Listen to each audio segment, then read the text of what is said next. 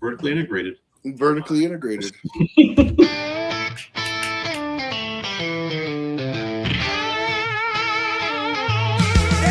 Light it up, take a puff, let the good times roll. Kevin and Kerr got a story to unfold. Talking cigars, yeah, we know what's right. From the classics to the bold, it's Monday night. I tap that, you know I would. Great cigars, great talk, yeah, it's all good. From the lounge to the show, let's spark up the night. Cigar talk, burn slow, everything's right.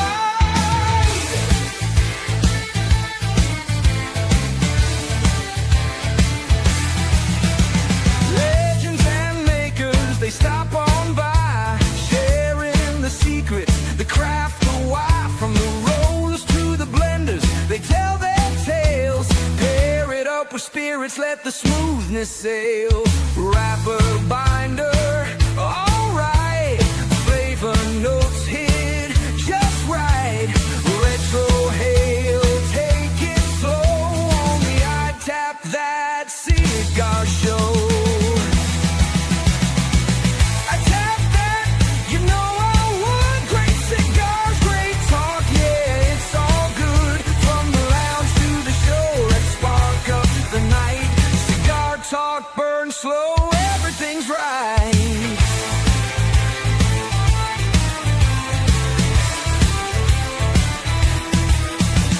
So cut it, toast it, take that draw. Kick back, relax, break out the humidor. If you love cigars, well now you know. It's the I Tap That Cigar Show.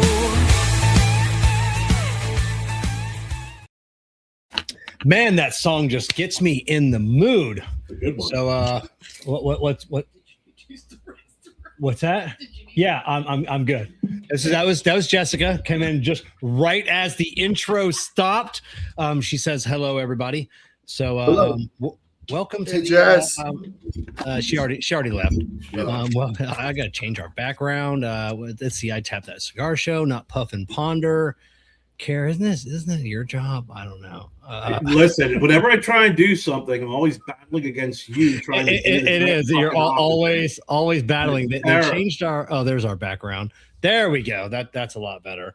So it's the I Tap That Cigar Show. I'm Kevin. Whatever. Brandon Apostate, Kendrick Apostate. What's up? Viajante, Stogie Road, Ryan Miller, Rocky Mountain Cigar Show. I just got home. I just scarfed a couple of frozen burritos. And that's it. It's 7:02 Eastern. I think the over/under is 8 o'clock when you make your removal. Yeah, when those burritos kick in. I'm gonna give it an hour. I'm gonna give it an hour of brewing. That's it. I need a cigar. What's everybody else smoking tonight? I have the same thing Brandon's smoking, so I'll let him explain it better than me. Rocking the sword of Laban, right? The sword? Nice. The sword. Nice. I'm smoking an unreleased Apostate blend that was rolled, I think, in December. Seeing how it's developing, seeing if it's ready, seeing, just testing some shit out. Oh, so when you say like unreleased, that like a future unreleased, or just not like an unreleased, like something you guys, one of your samples that Completely new blend that we haven't announced yet. Oh, right on. Kerr, what are you smoking? I'm smoking a mystery cigar. Oh, right on. I've got the Apostate, the feathered serpent, the Candela. I thought I had those. And this like the little is this a Corona, like the small yeah, Petite Corona, yeah. the petite Corona. I mean, knock on wood, like this is the year of like, well, actually it has been for the past year of the petite Coronas. The cigars are getting smaller and smaller, and I'm loving this size, especially in this feathered serpent. So I've been preaching that the best, the best Candela. I don't know how you guys did it. I don't know how you guys knocked everybody off that. off that ladder and just shimmied up there. And oddly enough, Kevin, the only Candela recently that I've had that comes in a second behind that cigar is the one that we had when we were up in Kentucky. Yeah, there's a shop in Louisville called Havana Jack's. Jack runs the place. His wife is a Cuban descent, and so she found some Cuban rollers, which I didn't know that Louisville had the second largest population of Cubans outside of Miami. So also did not know that.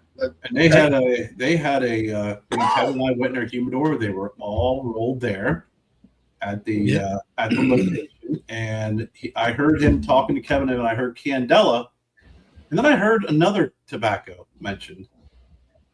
What was he talking the Mexican San? No, not the Mexican. He was talking about Nicotina Rustica.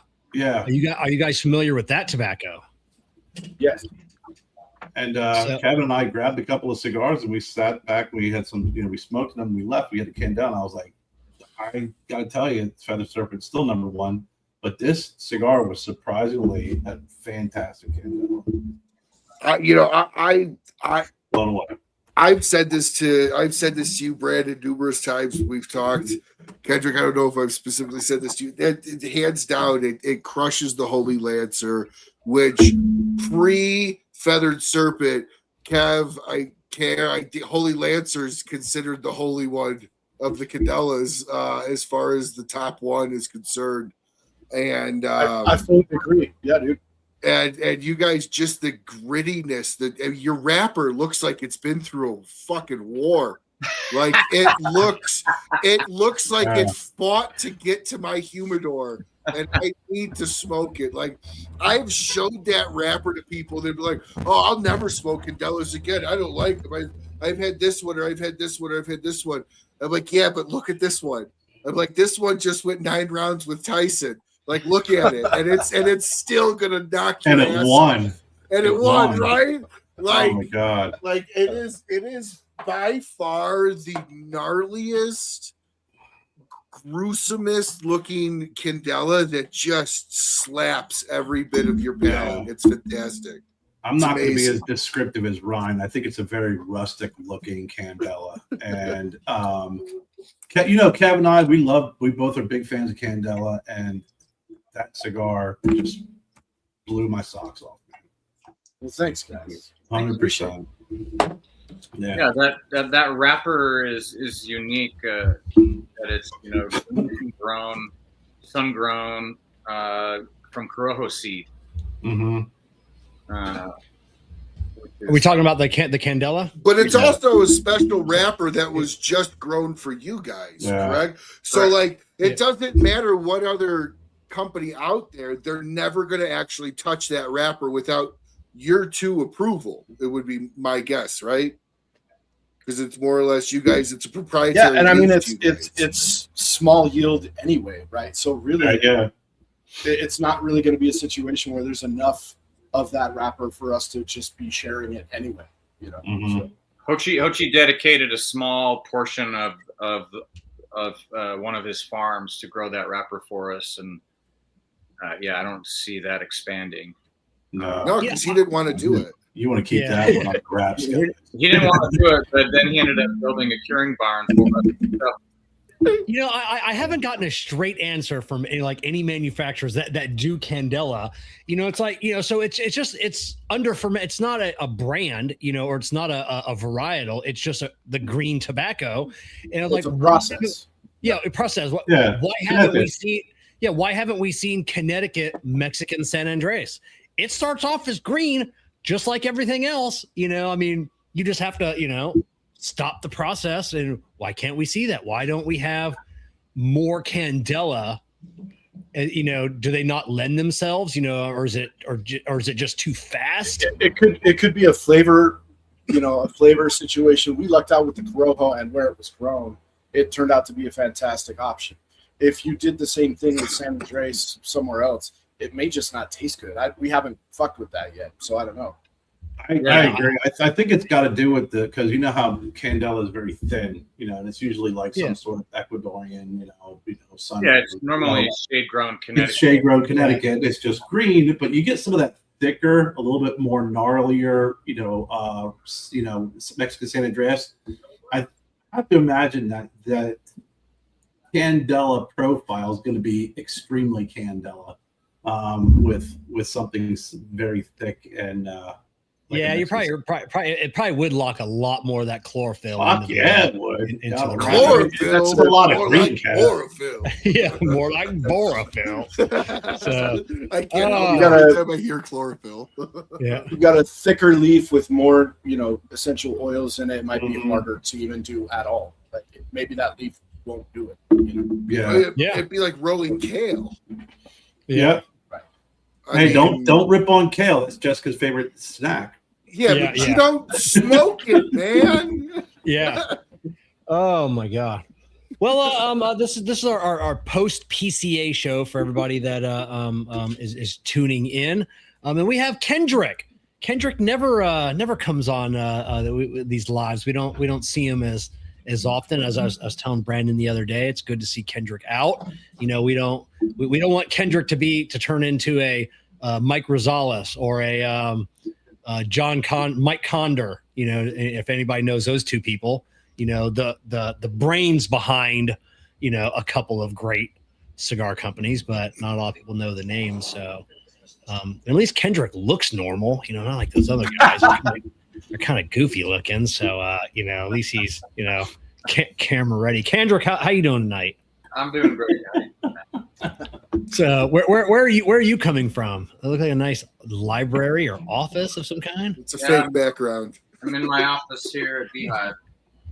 Oh, right on. So we didn't. We've talked to Brandon before. Brandon's done a lot of shows. We've got his background. So give us a little, a little background on yourself and before you got into before you started Beehive Cigars, and then just the Cliff Notes version of your life story. Sure. So I grew up Mormon, went on a Mormon mission to Scotland when I was 19, lived there for 2 years trying to convert people to Mormonism. Got home, kind of fell flat on my face, had a faith crisis, started playing the piano in a piano bar here in town. And I was doing the piano bar gig for a number of years, and I finally was like, you know what? Need to be doing something with my daytime here because I've got tons of free time, and business was always a side interest of mine. So that's how I got into the retail side of the cigar industry in 2009 with Beehive, and ran Beehive for 7 years or so, and then Brandon came in and then he was working for me here at the shop, and then the pandemic hit, and we were like, it'd be fun to blend our own cigars. And so we called Hochi up and asked him if we could come down to the factory and blend some cigars, and that's when Apostate was born. And here I am. We've interviewed obviously hundreds of people on here, but we've heard that dozens and dozens of times, and it was the COVID, the COVID story. We've heard it multiple times of, I figured, let's blend a cigar, and it's just like, I couldn't have picked the worst possible time, and the best time, the worst, the worst and the best time. You really wanted to be selling cigars during COVID because that was I remember them good old days. We need another pandemic. Well, he was doing that too. That was nice because Kendrick was double doing that dipping. too. Yeah, they were double dipping. We were rocking the retail side and conceiving Apostate all during that. So here's a question. I know alcohol sales went up crazy amounts during COVID. Cigar sales went up crazy amount during COVID, but so much of Salt Lake is very religious orientation. Did And did you guys see the uptick in either cigars, or did you notice like liquor uptick or anything like that? Like, did that happen in that area? I can tell you that Beehive sales went up. Wow. Okay. Yeah, we had to shut down the store. You know, we didn't let people in, but we were doing curbside service only. Sure. People were still buying fistfuls at a time all day long. Oh, okay. Yeah, people were buying more because they were stuck at home. You know, so instead, you got the guy who normally comes in for 4 or 5 cigars a week. He's now buying a box because he wants to smoke while he's working on his patio or whatever, and not make a dozen trips to Beehive to do the curbside thing. So everybody who was smoking smoked more. People who weren't smoking were like, I'm going to try smoking. So there was a lot of that. I think what trended nationally trended for us too. See, I would have thought I just thought would have been more life as normal, like just because I know SLC is, like I said, probably 70% LDS, if not more. Not anymore, dude. Not anymore. No, so it's not. Is really not very Mormon at all. The state as a whole, the last census indicated that the state of Utah is like 60% Mormon, but the active participation from members going to church every week is like 40%. It's not crazy. It's changed. Really? Wow. That's like they're still the ones getting elected and writing all the laws. So it feels like. Ryan, did you expect like the kindergarten classes now are completely like tripled because about 5 years ago or 6 years ago, everybody was bored and just doing nothing at home? Well, I don't know. Like I figured you wouldn't have seen it's such a heavy I say not just religious, but religious governmented area. I think that's a fair thing to say. Yeah. So much of the government is also LDS, and there's absolutely nothing wrong with being that by any means. But I guess for me, I would have figured it would have been more life as usual than holy shit, we gotta get cigars and buy stuff like this just because, you know. Yeah. Of the area. I mean, is that a fair kind of thought from my side as an outside of? I mean, from the outside, yes, that's the perception. But Salt Lake County specifically, very progressive, very non-religious, or at least not as religious, not as conservative. So there's a lot more, you know, a lot of bars, a lot of drinking, a lot of state-controlled liquor stores that did great during the pandemic. That's awesome. Yeah, I was reading something. Maybe I don't know if it was Salt Lake or not. Like, what are like the rules on drinking? Aren't there like specific rules on how much you can consume or how much you can order? Is it it depends. Yeah. At a restaurant, yes.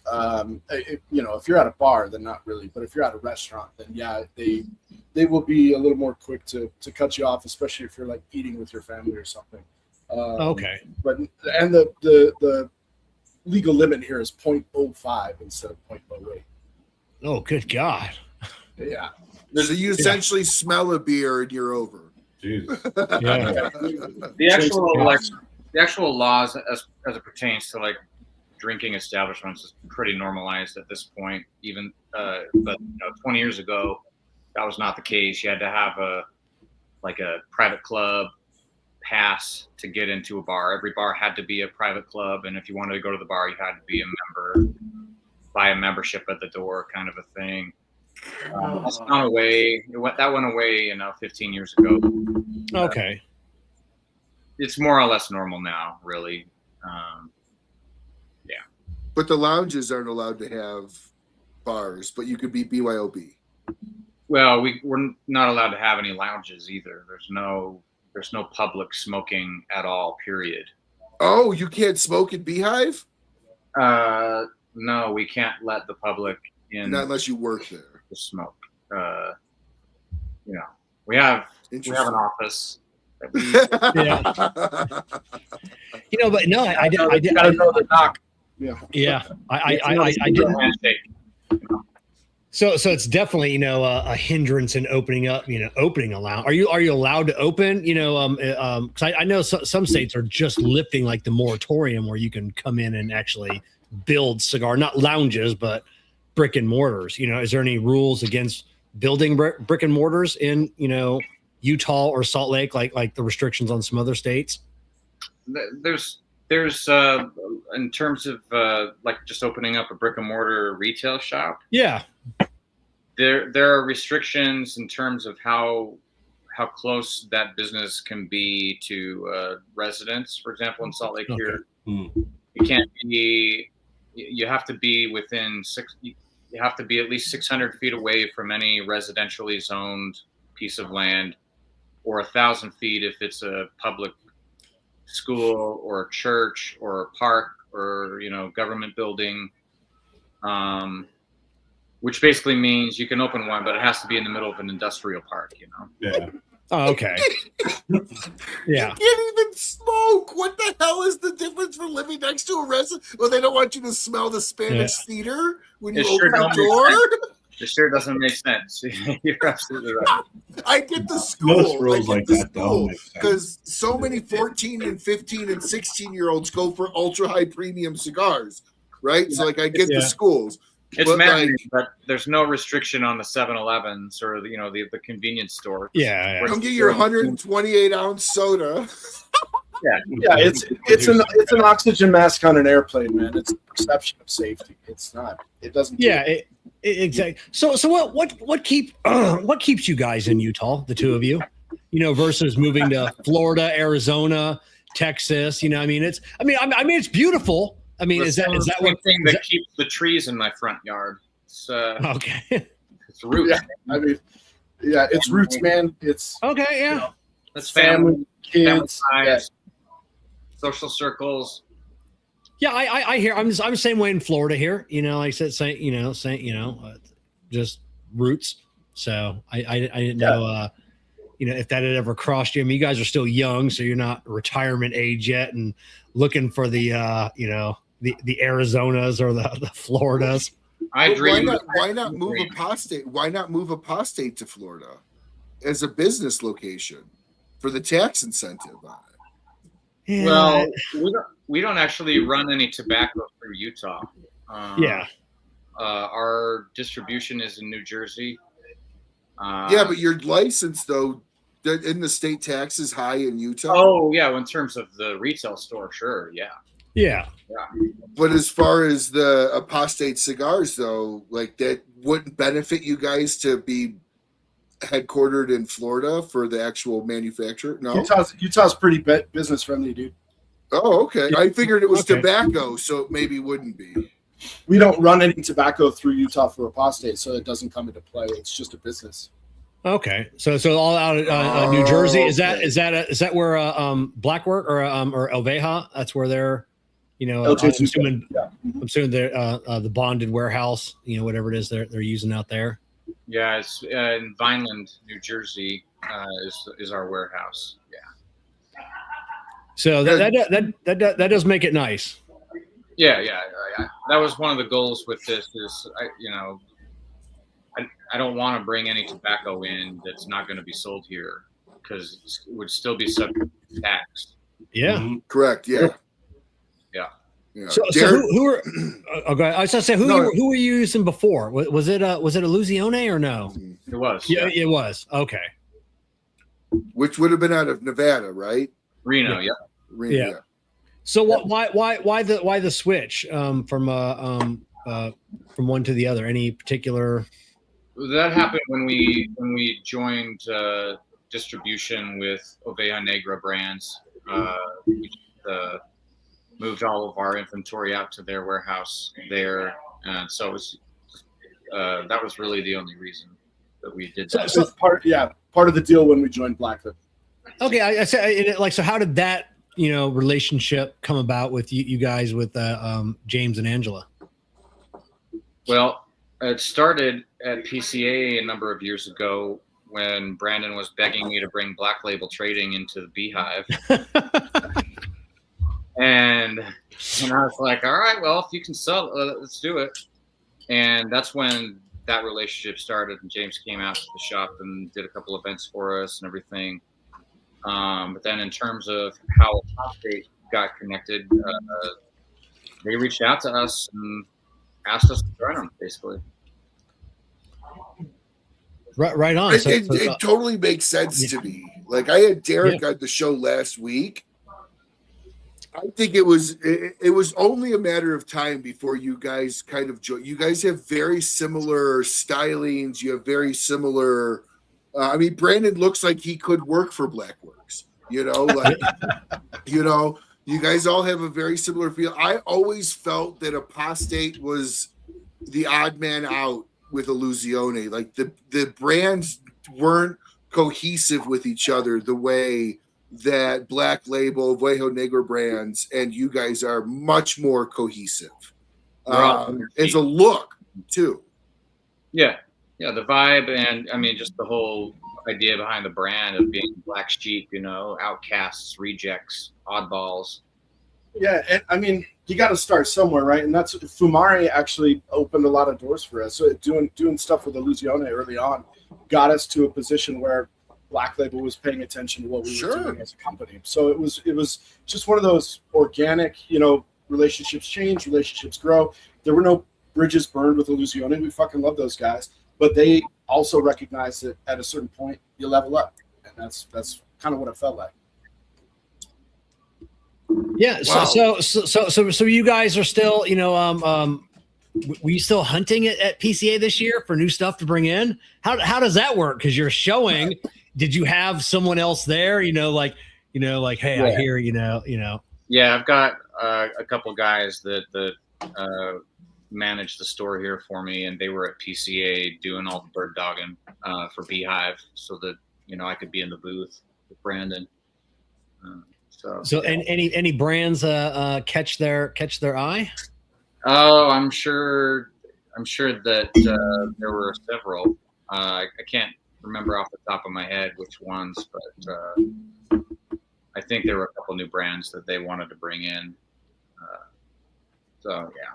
So how do you do that? Because obviously you guys are a brand and you're trying to get shops to give you a chance because you're still a new company, in the grand scheme of things, so how, I always wonder how that works. You want people to bring you in, but then when someone else like, hey, you should bring me in, you're like, I don't know, we're kind of full, It's for me, when it comes to selling brands here, it's all about what my tobacconists are excited about. I know if they're excited about something, that they're going to, be recommending that to the customers, and our customers have a good relationship with the tobacconists. They trust their judgment, and so that's basically my criteria. If the tobacconists are in love with it, then it's probably a green light, assuming we have the shelf space, etc.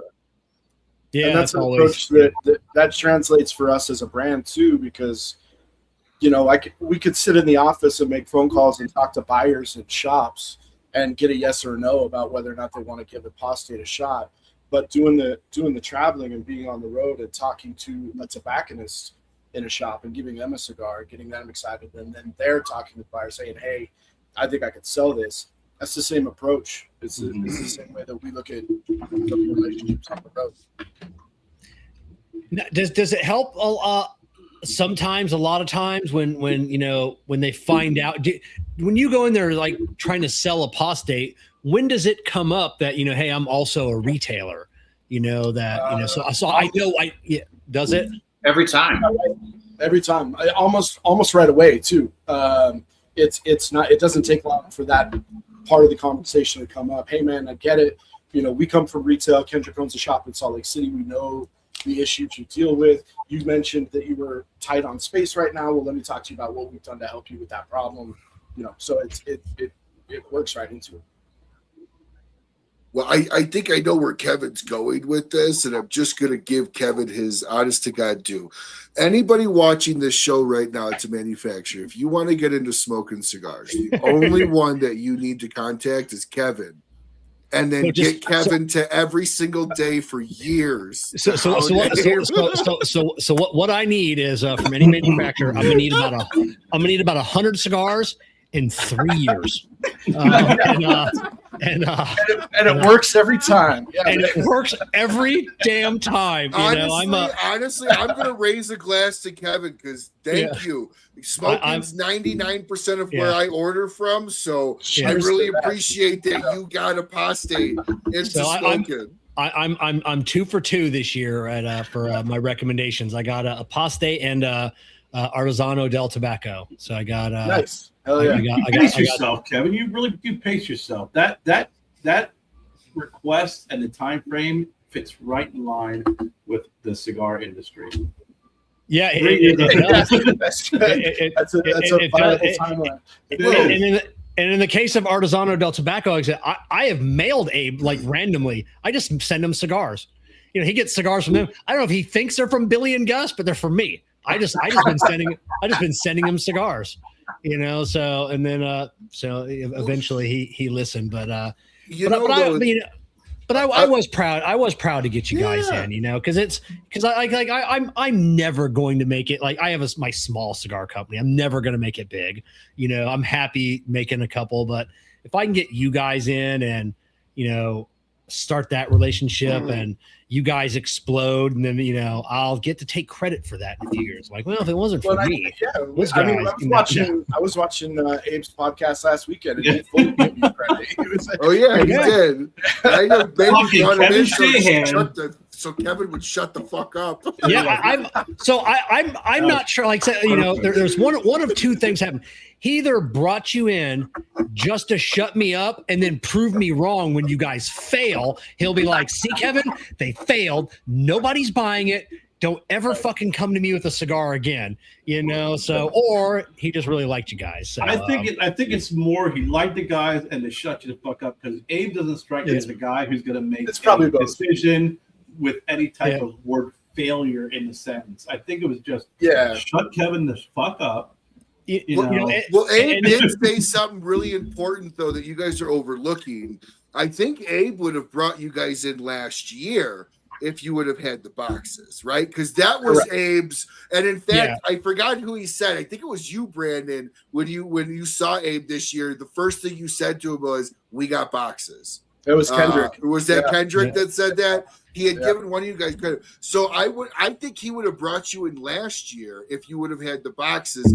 I think that was the tip over the edge. Getting Kevin off his back's never going to happen. He knows that. So the tip over the edge to bring you in was definitely, I think, the boxes. So no, and to be fair, it was valid feedback. We probably would have gone to 20 count boxes eventually as a progression for the brand, probably. But did having that conversation with Abe maybe spur things along? We have to take feedback like that when it's valid. Absolutely. Solid feedback. I mean, it's a good source too, right? Yeah. Exactly. Well, the nice thing is right, hey, Kev, you could probably count on one hand the last 5 years how many brands he's even brought in. I mean, one year it was West Tampa. That was it. Yeah, that was 2 years ago. He only brought in one. I think 2 years in a. I think 2 years in a row he only brought in one. Yeah, one. You know, and then El Mago was last. Wasn't El Mago officially last? El Mago last year. Yeah. Uh-huh. Yeah. So I think there was two. I think there was two last year. He made up for it this year. Yeah, and then El Mago is a little bit easier because they're there. Near him. Yeah. You know, it's a Casa 1910. You know, Jeremy Fondy, I think he's the national sales manager. Like he's at Smoke-In every day, like smoking cigars. That's what he's been doing that for years. So he's there. You know, so those, you know, like we had a show on a couple of years ago with Jeff Borshwitz from Corona and Abe Babna from Smoke-In, and we asked him that like what brings, how does it small boutiques get into your lounges. And with Jeff, it's easy. Live near a lounge. You know, if you live near one of his like 4 lounges and you're willing to just go in like on a random Tuesday or Wednesday, unannounced, set up a little table, do a cut and light, interact with the consumers, like you're in, like that's an easy in right there. So it's obviously Abe, if you live down that way, it's a little easier as well. But I'm excited because I saw the poll in the Smoke In Socialite group, like out of all who you're most excited. I think at the end it was almost 80% Apostate people. Oh, 100%. I voted like 10 times. Yeah. That was fun to see. That was cool. That made our day. Was reassuring for sure. It is. As reassuring as it is for you, like every time it's reassuring for me as well. I am following this journey with bated breath, and I'm as excited as you guys are. I guarantee I'm as excited as you guys are, to see how that goes. Now, has he talked to you about doing, because a lot of the new companies he brings in always, like the first cigar always goes out in the Cigar of the Month Club. Like, has he talked to you guys about that yet? Yeah. Can you give us a hint? Well, he said he wants. Can you tell us the month? We don't know the month yet, but he said that he wants to put all 8 of the blends in there at some point. So. Oh, nice. Yeah, liking the product was never the issue with Abe. He likes all of them. Yeah. So yeah. he's happy to do them all at some point in Cigar of the Month. We just have to basically tell him, here's what we can send and when, so he can schedule it. So yeah, because that's a massive shipment for the Cigar of the Month Club. He's got a hell of a following, and I know and talking to him personally, like the little Coronas, man, that's Abe's size. Abe loves those Coronas, so those are super cool. No, I think it's awesome, and correct me if I'm wrong, but like there's like the monster stores, and then like I think Kevin, Kerr, you and I have actually talked about this, I think, but there's like the monster stores, and then there's like Jeff and Abe, which what I would consider to be like collegiate level, like college level stores. You got the JRs, the CIs, those are really big ones. Where does this put you in your biggest non-massive conglomerate size shop? Quite possibly, yeah. I would have to say, yeah, probably at this point. Yeah. See, that's got to be an unbelievable feeling for you guys to see that everybody wanted you guys. That Kevin, I never suggest cigars to Abe because he just looks at me and his eyes glaze over like, the fuck you talking about? So the fact that I let Kevin do stuff like that because he's got the pull with stuff, obviously. So everybody reach out to Kevin. Yeah, you can work out a deal. I've told Abe a couple of times over the last few months now. It's like, I'm not sure if you have your finger on the pulse of the industry as much as you think you do. Because like he'll make some comments sometimes about some brands like not being, they're really not doing that good, or they're not that big. I think he's a little jaded though. But then I'll be like, you know what? They're a lot more fucking bigger than you fucking think they are. It's just not just referring to a couple different companies, and so but yeah, it's like anything else. I mean, Kendrick, if you guys run a lounge, I mean, if people aren't asking for it, you're not bringing it in. Yeah. I mean, it either comes from the consumer themselves, or like I said before, the tobacconist. You gotta, there's got to be some sort of hype or some sort of demand coming from somewhere.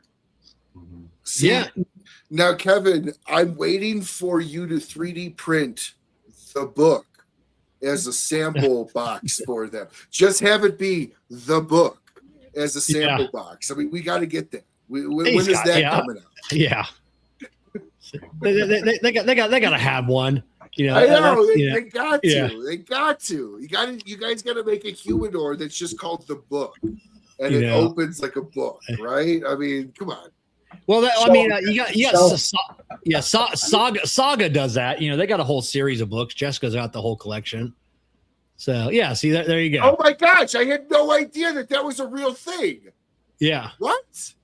This is our newest release. It's our Cigarillos. Oh, that's how they come. Okay, wow. because it's Dude, the I've Lost not Pages. seen That. The Lost That is Pages. awesome. 100 nice. 100 Cigarillos in here. No, 98. What 98. does that go for MSRP? What does that go for MSRP, Kendrick? What's that? 145. What does that go for MSRP? 145 a box. Is Abe getting those? He didn't order any, but I'm sending him a couple for free just so they can see how awesome they are, and then maybe he'll buy more. I don't know. That is you know- awesome. That's You know who did order 10 boxes? This guy Yeah, right here. Where? I put in Where did you an order for a guy today for 10 boxes. Yeah. Yeah, so they'll be available on my website. So Yeah, I'm sure Jessica's going to allow that. She's already built a bookshelf in your freaking bedroom for those, buddy. it's I've actually already got her a discount code on the website. I'm like, just buy them, so I can keep track of inventory, so essentially at cost. So because she loves, she goes through like I think La Aurora is the one she's smoking right now, the cigarillos. She'll go through a 10 of 20 in a day, every day.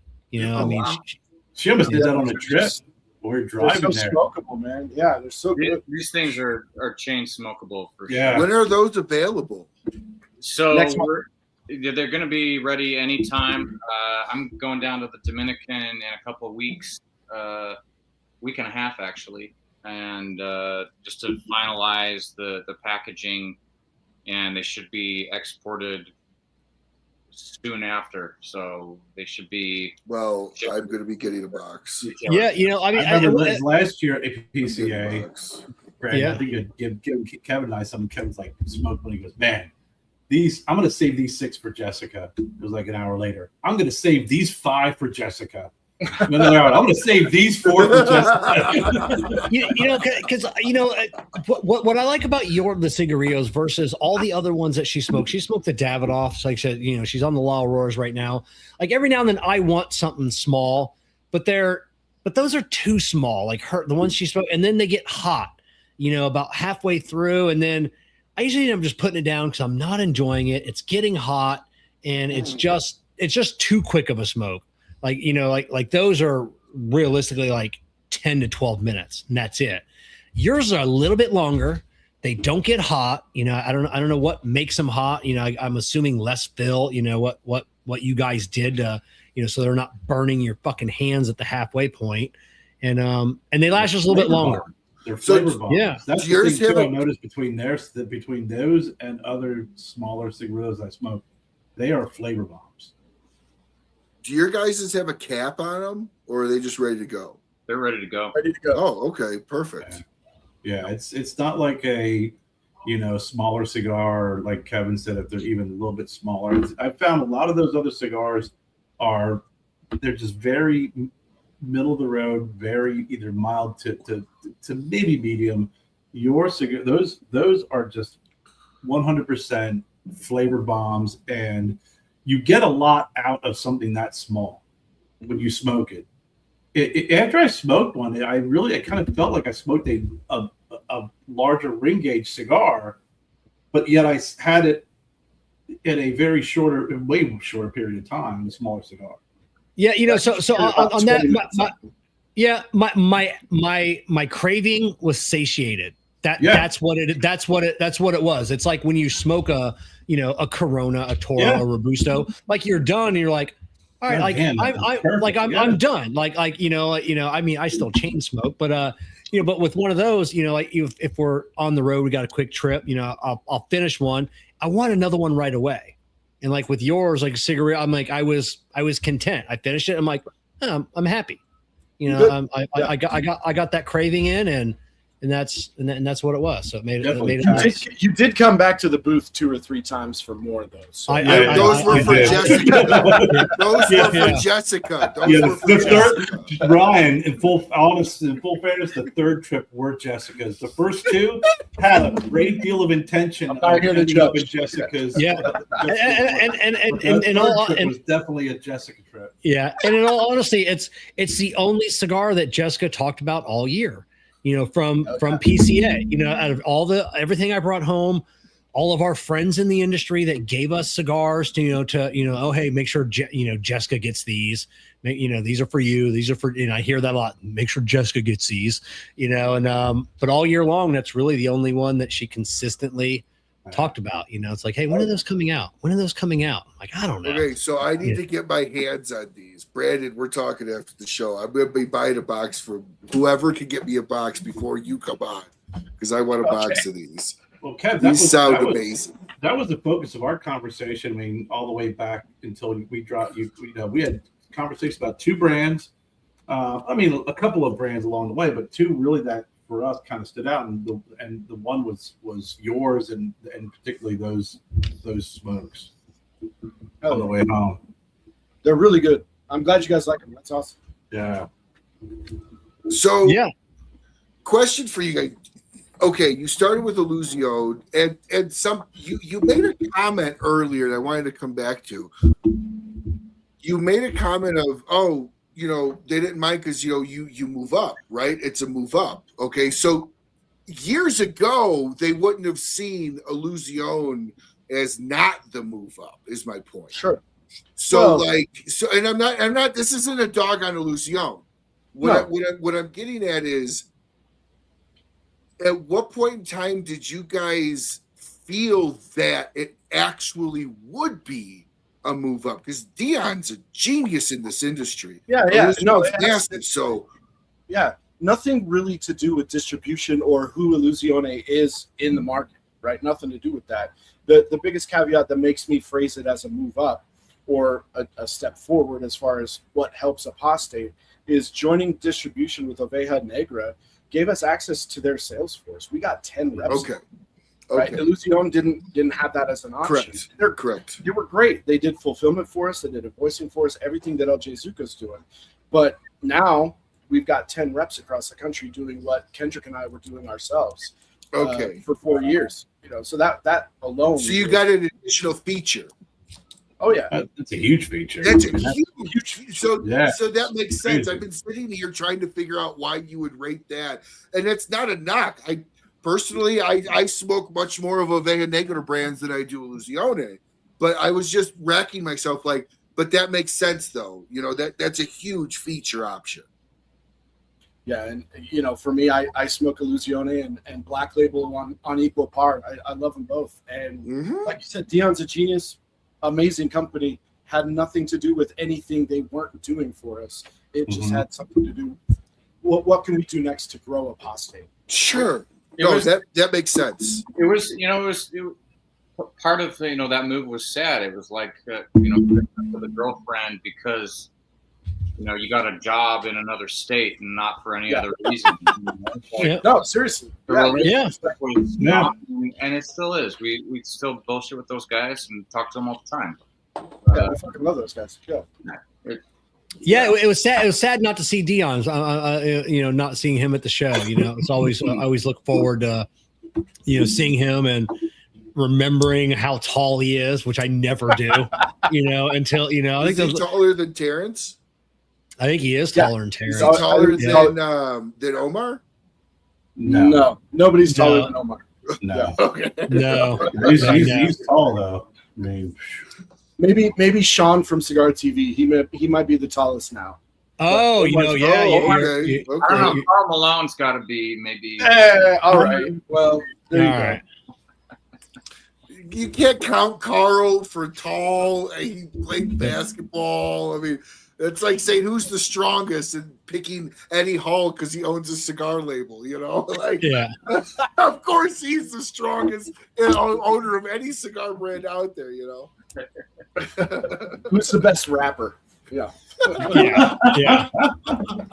So do you guys get any fanboy moments at people you run into someone and it's just do you get that because obviously you have a lounge, so you've had cut and lights with people and you travel, but do you still get those fanboy moments? I'm not as starstruck as I used to be. I still it's still really cool to see you know, the Jose Blancos, the Carlitos, the Rafael Nadals, the Michael Herklots. Like, but I also kind of know them, and we've had conversations, and it's not that like daunting anymore. You know, even Karl Malone. Like, every time I bump into Karl, he tugs on my beard like we're old buddies. You know what I mean? So it's there's still a little bit of my 15-year-old self would be freaking out. I'm not currently. You know what I mean? Yeah, I still get this. I still get the same way. You know, when Saka will send me a message, or like Pete Johnson, and I'll be at work. And I'm like, oh my God, Pete Johnson sent me a message. I gotta stop what I'm doing. Let's see what Pete says. You know, so I still get that way. You know, and you had your one moment this year. Which moment was that? That was when after we interviewed Brandon, we went over to interview James. Yeah. Oh yeah. Yeah, it was. I got to be in the booth with James the whole time. Yeah. Kevin was like, "Hey, how are you? Hey, James." Yeah. I still, you know, James is just so intimidating. He still intimidates me. You know, like I said, I still can't talk with him and have a conversation. You know, and everybody says, you know, like he's the mind that goes, like, Angela, she's the one you got to watch out for. You know, she's the shark. You know, I'm like, well, that's the way it always in the relationship. The wife is always, you know, the one, like Steve Saka is the, you know, he's gruff, but Cindy is the one, you know, don't fuck with Cindy, you know, and it's just, it's always the spouse that has to, you know, same thing with Jessica. Like, you know, she's the one you got to watch out for. I don't know if I've ever seen Kendrick get starstruck at all. Kendrick, do you have an idol in the cigar world? I used to get starstruck all the time when I first started going to PCA, and oh my God, that's right there, or whatever. But that's evolved as I've, you know, met them, and now that I'm on this side of the industry, it's evolved into just more of just a solid respect for what these guys have been doing for so many years. Yeah, like a peer-to-peer respect. Yeah. Well, I don't even know. I don't. Are we peers? I don't know, but well, not. Yeah, come on. It's more of a, you know, just I don't know, like just I have, I guess, in a sense, a deeper admiration for what they're doing, because now I know what this road looks like. You know, we're only down at 5 years, and these guys are down at, you know, 15, 20, 25, 30, however many fucking years. And it's like, holy shit. Yeah, and I look at, you know, just what I know from behind the scenes, and then like the few cigars I do make, and just all the difficulty that goes in, you know, to my, you know, 6,000-7,000 cigars a year, you know, and I look at those guys, and, you know, that are importing millions of cigars, and you look at them like, the fuck do you do this every day? Yeah. Like, how do you, you know, I have a hard time managing this circus here that I've got, you know, and you guys are exponentially, you know, crazier than me, but then nowhere near, you know, a Rocky, a Carlito, you know, Lucione, you know, even you know, a Veja Negra, you know, has got, you know, tenfold over you guys. And it's like, how do you do it? Yeah. How do you do it? Well, you learn as you go, man. That's the one thing I'm finding out for sure is everybody just kept doing whatever comes next. You just do it. So, and everybody's got their own path through wherever they're going, you know, like everybody's doing it a little bit differently, and there's just so many different ways to get where you want to go, which is getting your cigar in somebody's hand, having them smoke it and enjoy it. That's it. And at least you guys got going, you know, you got the social media, which is already a leg up on, you know, half of the industry. 90% of the industry. 90%.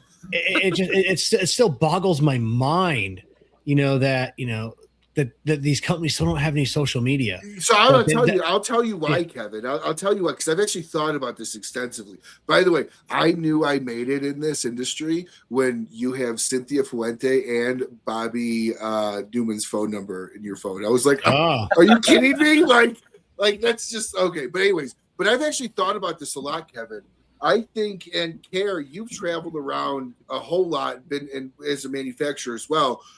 I feel a lot of manufacturers don't understand the growing younger population coming into cigars.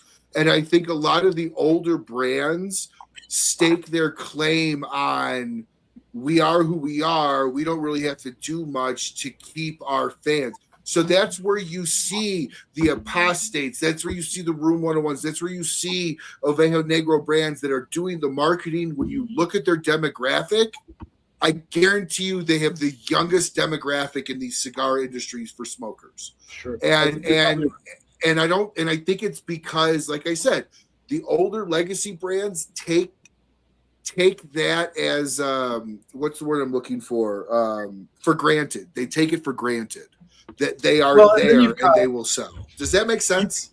Yeah. But you've also got guys like Padron who, let's be honest, they don't need a social media, and they never will, right? Yep. Fuente is kind of 1 foot in, 1 foot out, and then you've got, like you said, Room 101, El Mago, Herklotz. Herklotz kills it on social media. Oh God. You know what I mean? So the guys who are doing it are obviously doing it for a reason. The guys who are not, they're probably not feeling the pinch of not doing it yet.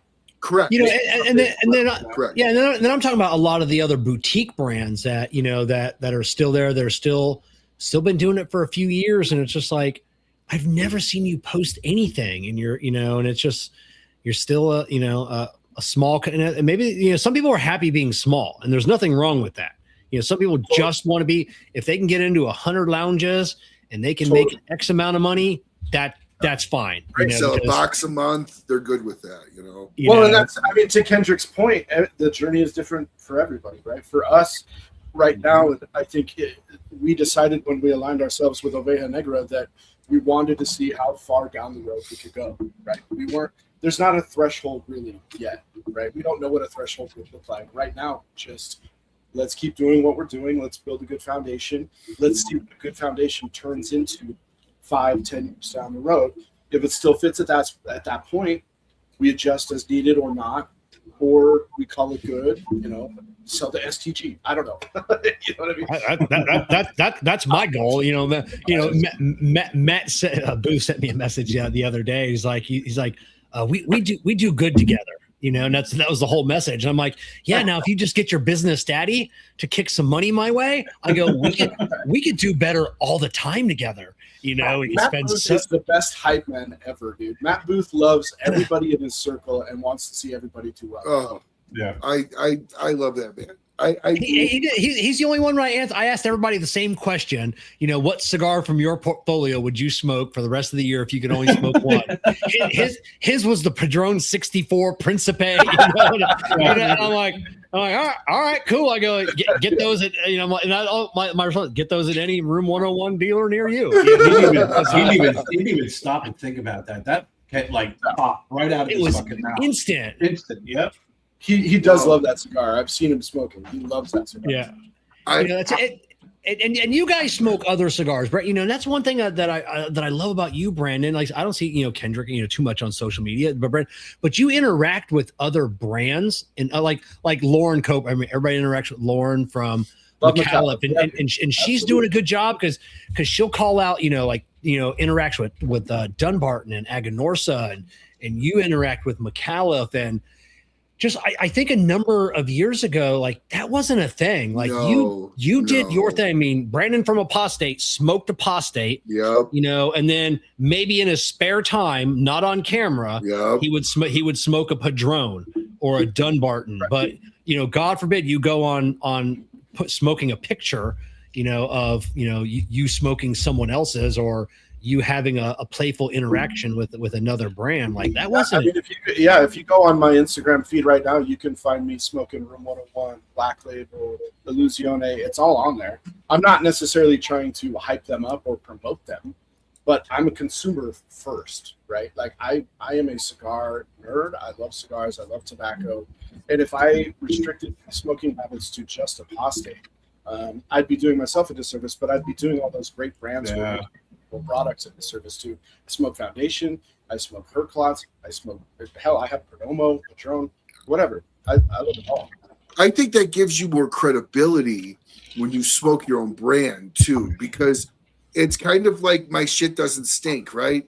Like, it's if you only do your own brand, like, it's it's refreshing when you see a brand owner go, oh, this is also a good cigar. This is also a good cigar. It's not always my cigar is the only cigar you should smoke. It's kind of, in my opinion, it gives people that smoke all the brands that you show yourself smoking, not your cigar, kind of the gate to be able to be like, okay, I'm going to show Apostate some love because she shows my favorite brand some love. Well, and they do. I mean, they do, and it's kind of organic, and that's not necessarily why I'm doing it.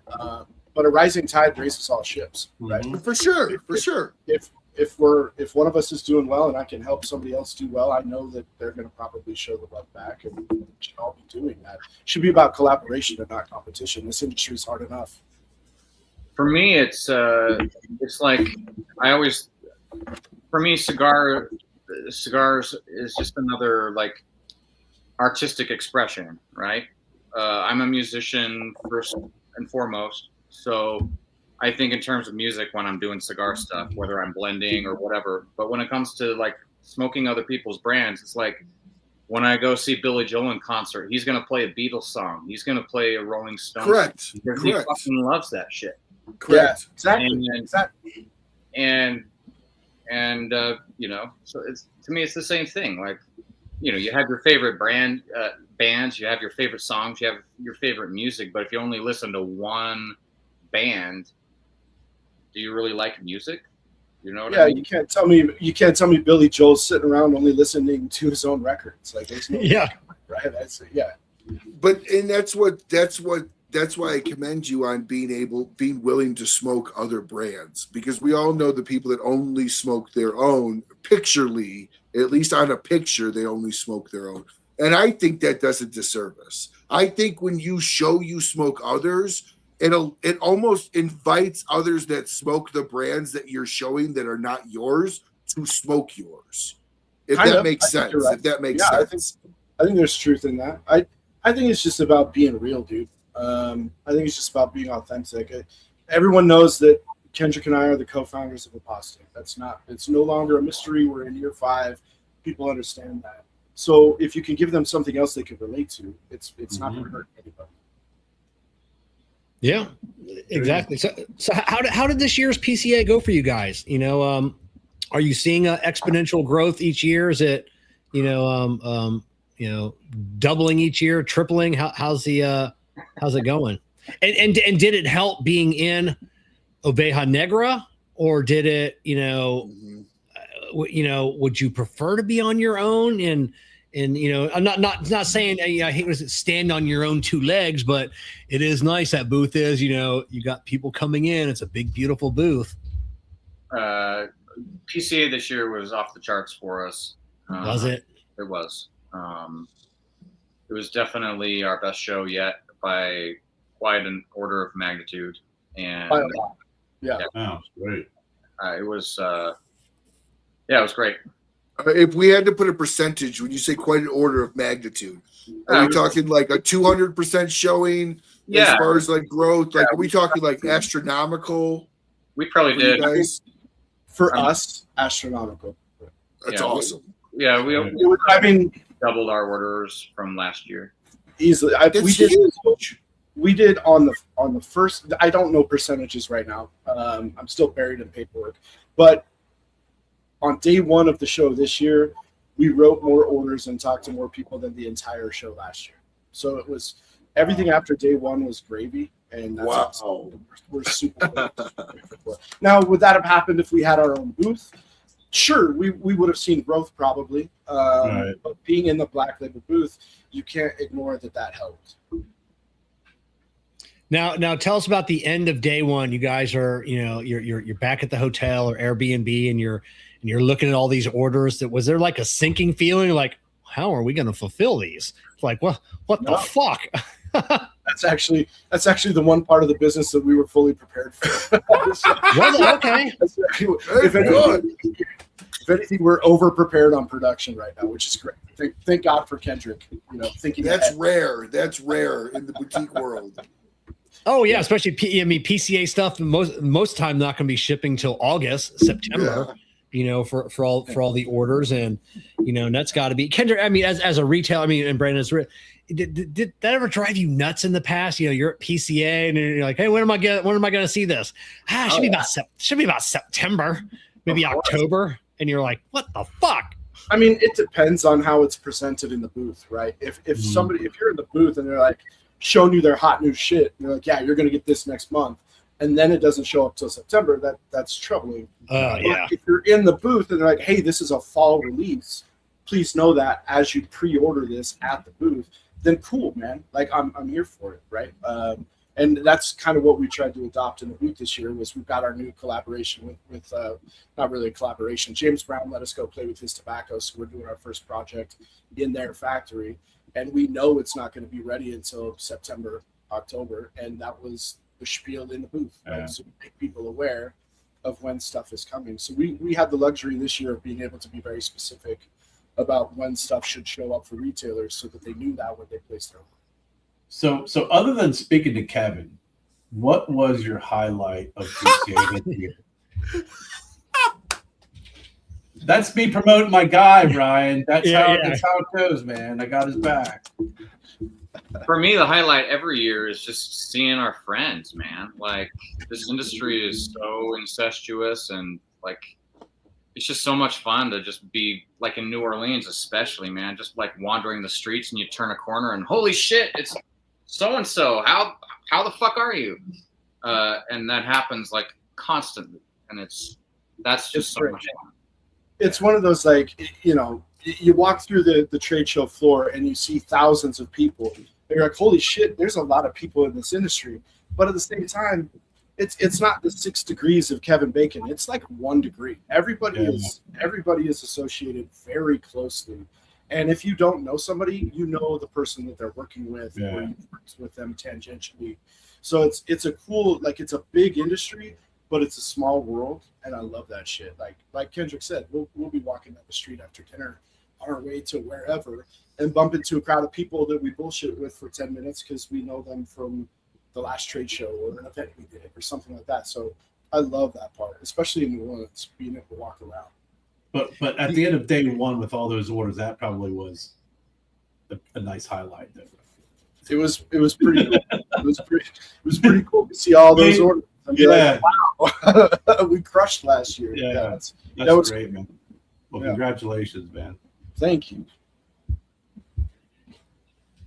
Yeah, it definitely makes it. You know, I'm the same way. You know, it's just you go there more. I mean, obviously we got interviews to do, you know, to make Abe his money back, you know, for running the promos. But it's about seeing your friends. You know, it's just, you can interact all day long, every day, 364 days online with somebody, but there's just nothing like just seeing them in person, especially for the first time. Like the first time people, that's always great. Yeah. People that you've associated with for years, and now you're finally shaking hands. Yeah, that's really cool.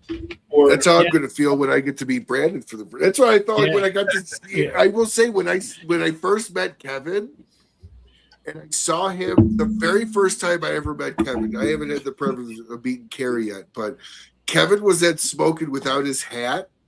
And I saw the side profile. I'm like, I think that looks like Kevin. That looks like Kevin.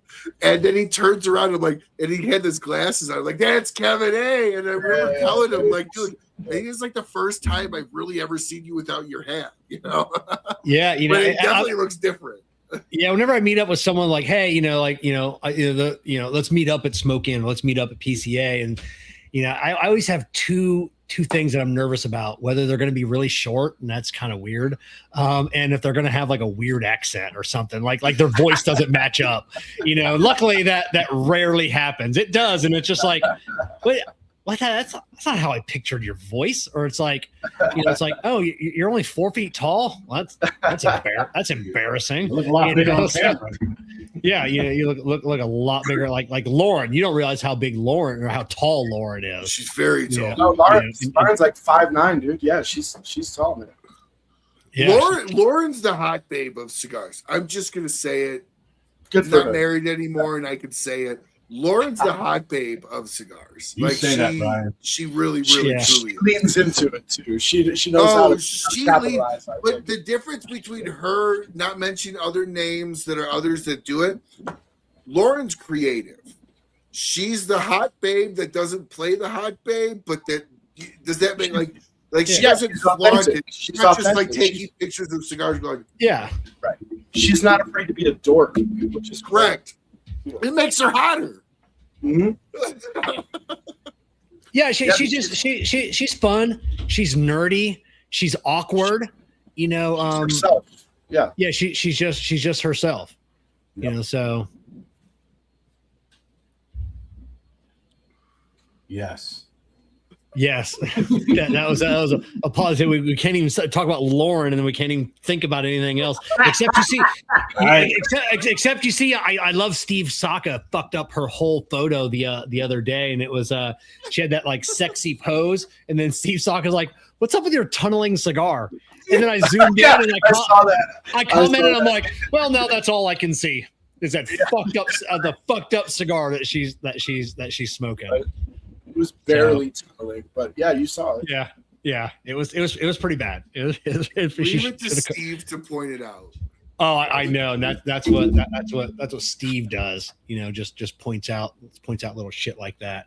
Steve's Yeah. the guy you would bring to a strip club, and like this, like 9.5 would be on the stage, and Steve would go, "Oh, she's got 2 moles right there." Yeah. And it's like, oh, She's got a C-section scar. What are we doing here? yeah. Well, you know, thanks, Steve. You see your ankles? I don't know, man. Look at his Yeah. ankles. I can't, You know, Steve, before you opened your mouth, I was enjoying the view. Yeah. You know, that's Just look good. That's- down there. Look at those things. These Yeah. don't match. One's Yeah. really kind of big. uh, So, Kev, what was your highlight of PCA this year?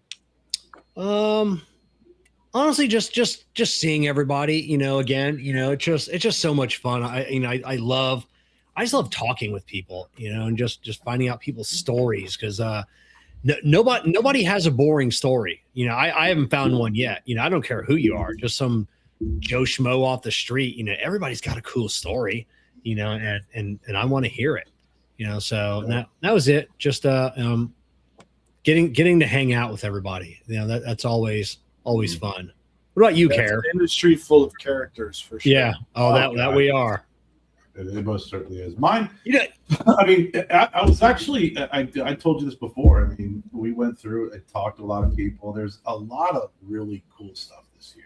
I mean, a lot of really, it just wasn't the booths. I mean, there's a lot of great products. And, you know, we were really lucky enough. A lot of people shared new releases. Some great freaking cigars, man.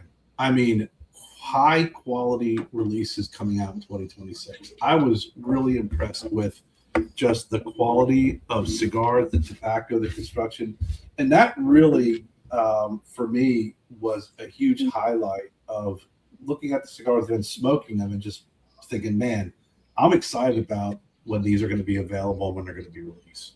So Kendrick and I didn't get to leave the booth a lot, so I didn't really see anything, right? Oh. And so, like, you know, I went to the bathroom and I saw some stuff on the way. So what would you say would be like 3 things that you were most excited about that you saw that's new?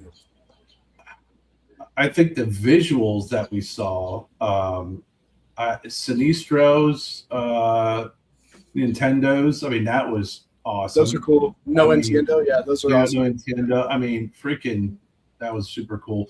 And just their whole booth. I mean, everything about it was really cool. Those are great guys too. Love those guys. Yeah. The El Mago, the whole line, the St. James, and their whole line of all the different kind of cartoons, those old throwback tins and cartoons. That was just vibrant and looked incredibly beautiful.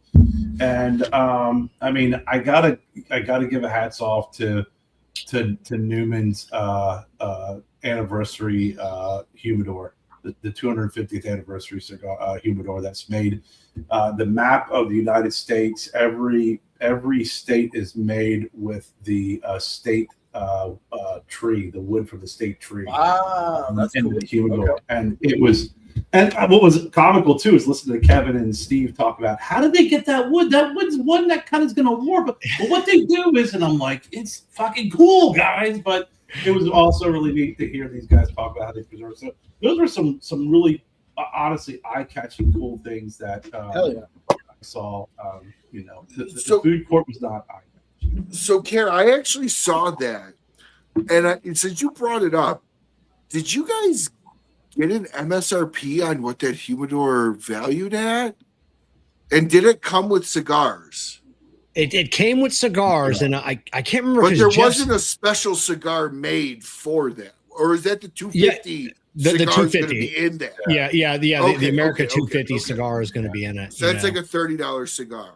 Yeah, so and you talk about the no tienda. So that was probably, so there was two things that I was really proud of. Like, so when I went around to so many different booths, so many people would say, "Oh, I'm glad to see you're not wearing a Speedo this at the show."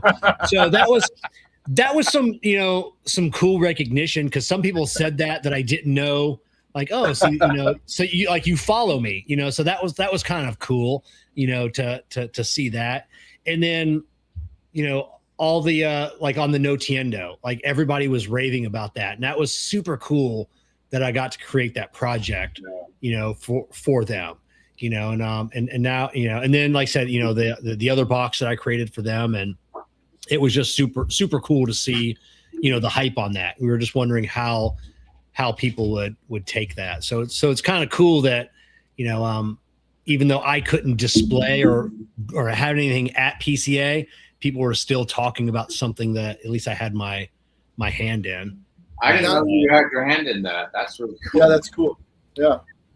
Oh yeah. I designed the James came to me with an idea, so I got with my designer, and then we designed the no tiendo box, and then we also did the revolver. That one we did that project for them, and Mardo Cigar. I did all the little cowboy hat cigar rests. Those cowboy hats were cool. I almost lifted one, but I couldn't bring myself to do it. I felt like I felt my Catholicism. I'd have to go to confession afterwards. Yeah. But those were beautiful, man. I added one in that shipment I sent you, Kerr. So you got one coming. And then we did, everything Ram from Artista, had on all his 3D printed stuff. We did all that for Ram. Even though he does 3D printing, it was just coming down to the wire. He needed some help. So both those things you did were super unique. Obviously, you did for both of the projects you did for Sinistra was really cool. But what you did for Ram, that with the wooden side, that the opening of the 3D printing, that just was so eye catching. Yeah, it was super cool, and I think we're going to see more 3D printing. Like I said, that this is our new, for our 10th anniversary. We've got a little slide box that we did for our own cigar. So it's slides just like a regular cigar box does. So I think and then this is I've got a couple people that that do house blends for lounges. Like Beehive. I mean, you guys know how much boxes cost. It's like, hey, if you want 50 boxes, you're not getting 50 wooden boxes made. Like, there's no box factory that's shutting down production. It'd be expensive to make 50 boxes for you. Not happening. Or if they do, they're going to be ungodly expensive. So they just that's why they get them in paper bundles.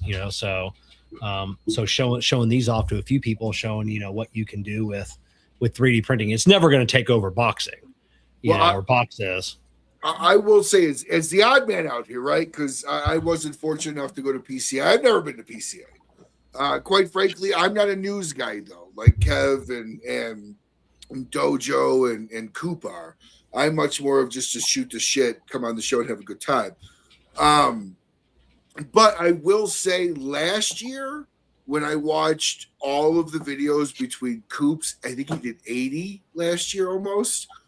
Between all of Coop, because the only people, I'll be up front, the only people you gotta watch if this is the first time you're chewing in here or anything, if you watch Kevin and you watch Coop, you get the entire show. Period. Mm-hmm. You don't have to watch anybody else. Kevin, Coop, or I should say Cigar Prop and Cigar Coop, That's it. You get everything that you'll need to see. Last year, the only thing I saw that I was super excited about is what's over Kevin's left shoulder right now. That was the coolest thing at PCA last year. The Room that 101 was the humidor. nicest thing at PCA that I saw in any of the videos. This year, it was awesome to see Kevin, all the 3D printed, the no Nintendo. I'm sure I'm saying that wrong. But it was so awesome to see kind of everybody branching out of the norm for both look, color profile, and everything else. I feel like this year stepped up a ton in visibility alone, and how things look. I think was I felt as a viewer was very much at the forefront of a lot of manufacturers' minds. Am I wrong in that statement versus last year? I don't think last year we didn't get the colorfulness that we got this year. Yeah, I would agree with that, you know, and I enjoy watching Coop's videos as well. I watch Dojo's videos because they're generally funny, you know, so there's always something. Oh yeah, Juan is fantastic. Yeah, you know, so there's always something going on there, and I skim through other people's videos just to see how they're doing. And God, some of these people though, people claim to be media, and then their sound is horrible. Horrible. Their filming is horrible, you know, and it's just like, what are you doing? Have you never seen an interview? Have you ever seen anybody interview anybody? You know, I don't watch too many of Charlie's videos, Half Wheel, only because they hand the microphone to the person, and then it's just like a quick 2-minute, like what you got new. I like the, you know, where it's a little bit more interview style, you know, which is what I try and do. And Danny does that too at 505 with boutique. Yeah. I think if you want boutique, Apostate, you know, Kendrick and Brandon both know Danny very well. If you're looking for boutique, it's Danny. Anything else, I think between Cigar Prop and Coop, everything is covered. Yeah. Everything's covered. And the one thing that we did different Stogies can kiss my ass. Yeah. We filmed, which I've had 2 people reach out to me now and ask me why, you know, and then they said they loved it. Why I filmed in 9:16 vertical format. Everybody else films wide format. And I go, because nobody turns their phone anymore. Correct. I go, do the research. I hate turning my phone. If I got to watch a video and I got to turn it sideways, I'm not watching that video. I want to just. Yeah, it's the TikTok effect. You know, nobody wants to turn their videos, and nobody wants to see a 20-minute video. You know, try and keep them at 5-6 minutes, and that's about, you know, that's about it. And I think this year too, when we did all the different interviews, you know, there's obviously a slew of celebrities there. The one guy, especially this year, last year was really cool, but this year just such an easy conversation, down to earth guy is Michael Knowles. I mean, 100% crazy, like so easy to talk to, and just, you know, he can have a conversation about anything and everything. You know, just a super, at least the appearance when we were there, you could get a feeling from someone who's not being legit and a little bit fake. I mean, it's real down to earth. Kerr, you're absolutely right. What's that? Who did you say, Michael? Michael Knowles. Knowles. Oh, okay. Yeah. With Mayflower. Right, Kerr. Like I took some privilege, the very small privilege I have at TGS. I feel like I could take and go behind the stage because they all know who I am. And I chatted with Knowles for like 20 minutes, just him and I. And it didn't feel like it was podcast Knowles, like legitimately great guy, great conversation. I felt like it was just him and I in the room. Like, he does a really good job when he's talking with you at making you feel like he's only speaking to you and not concerned about anything else in the world that's going on. So I had Knowles was a great interview for you guys. I really enjoyed it so much, and you liked it a lot too, Kevin, because you put him on your banner for your intro. So I know it was a great interview for you as well. So oh yeah, you know, and the most uncomfortable position I was in because I had to have the camera like at the wheel, and I'm like holding it. Yeah, I was like ramping up. Yeah, you know, but so many more. I mean, I don't know how much you guys got around, Brandon and Kendrick. A lot of boutiques that I had never heard of. I think there was more this year than there was last year, and I heard you know, that I get the emails every day from Half Wheel, and it's like, you know, they got several guys covering it, and I'm like, who the hell's that company? Like I didn't see them, you know, and it's just there was a lot, you know, and it's amazing this industry is just continuing to grow. So let me ask you guys a question. Kerr, this is obviously for you as well, being that you've been a brand owner for a while. Brandon, Kendrick, Apostate started how many years ago again? 5 years. 5 years. Yeah. When you guys are talking to other companies, and when do you guys feel you've made the first rung of a completion in this industry? Does that make sense? Like, I've made the first chapter, I've made the second chapter. Like how far into it were you guys? We're not going to go anywhere if we don't fuck up, type deal. I think we're just turning that corner now. Okay. I would say like we're entering our 2.0 phase, you could call it. Okay.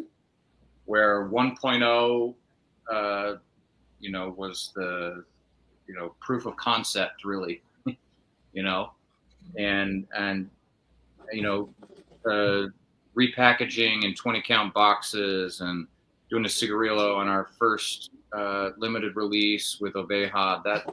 That marks Apostate 2.0. Like, okay, we're going to be around for a minute, and now it's time to just build on the foundation that we've created. 1.0 is all just foundation building, you know? Right. Apostate 2.0 is a phrase that we've been using in the office between ourselves a lot lately. And it's one of those, like, we were lucky enough to focus on the quality of the product itself. The cigars, out of the gate, we worked with the right people, right? Hochi Blanco and his ingredients and his production did everything it could possibly do to set us up to stick around as long as we don't fuck it up, right? So Apostate 2.0, like Kendrick says, becomes more about reach, right? Market reach, audience reach, smokers picking it up and trying it, and retailers having confidence in it. And that's something that we've been talking about for probably the last 2 or 3 months. So like Kendrick said, it's just now, after PCA especially, starting to feel like, okay, cool, we're probably not going anywhere. How do we make sure that since we're here, we not necessarily capitalize, but make the most of the opportunity to still be here? Because there were people 5 years ago who showed up on the stage the same time we did that aren't around anymore. Yeah. You know, Yeah. So a lot of the brands 5 years ago aren't around. Yeah. So how do we continue to separate ourselves in a good way? You know, I think the cigar comes first. I think building relationships is second, probably tied with first. And then just making smart choices, like, you know, the venture with Black Label and aligning ourselves with people who are interested in furthering the goal the way we are. Now, are you feeling the pressure of not trying to expand too fast? You know, I mean, Kerr and I we've had people on the show. You know, they'll talk about their first PCA. You know, I came to my first PCA with 12 blends in 3 different sizes in each blend, and it's just like, what? You know, it's like, you know, and you know, and we're in the age of, and I think we're actually coming out of it. You know, the last 4 or 5 years, you guys have probably seen it, to where, man, LEs they were getting fucking out of control. You know, I mean, every 3 months, it was a new limited edition. It was so was the $100 cigar.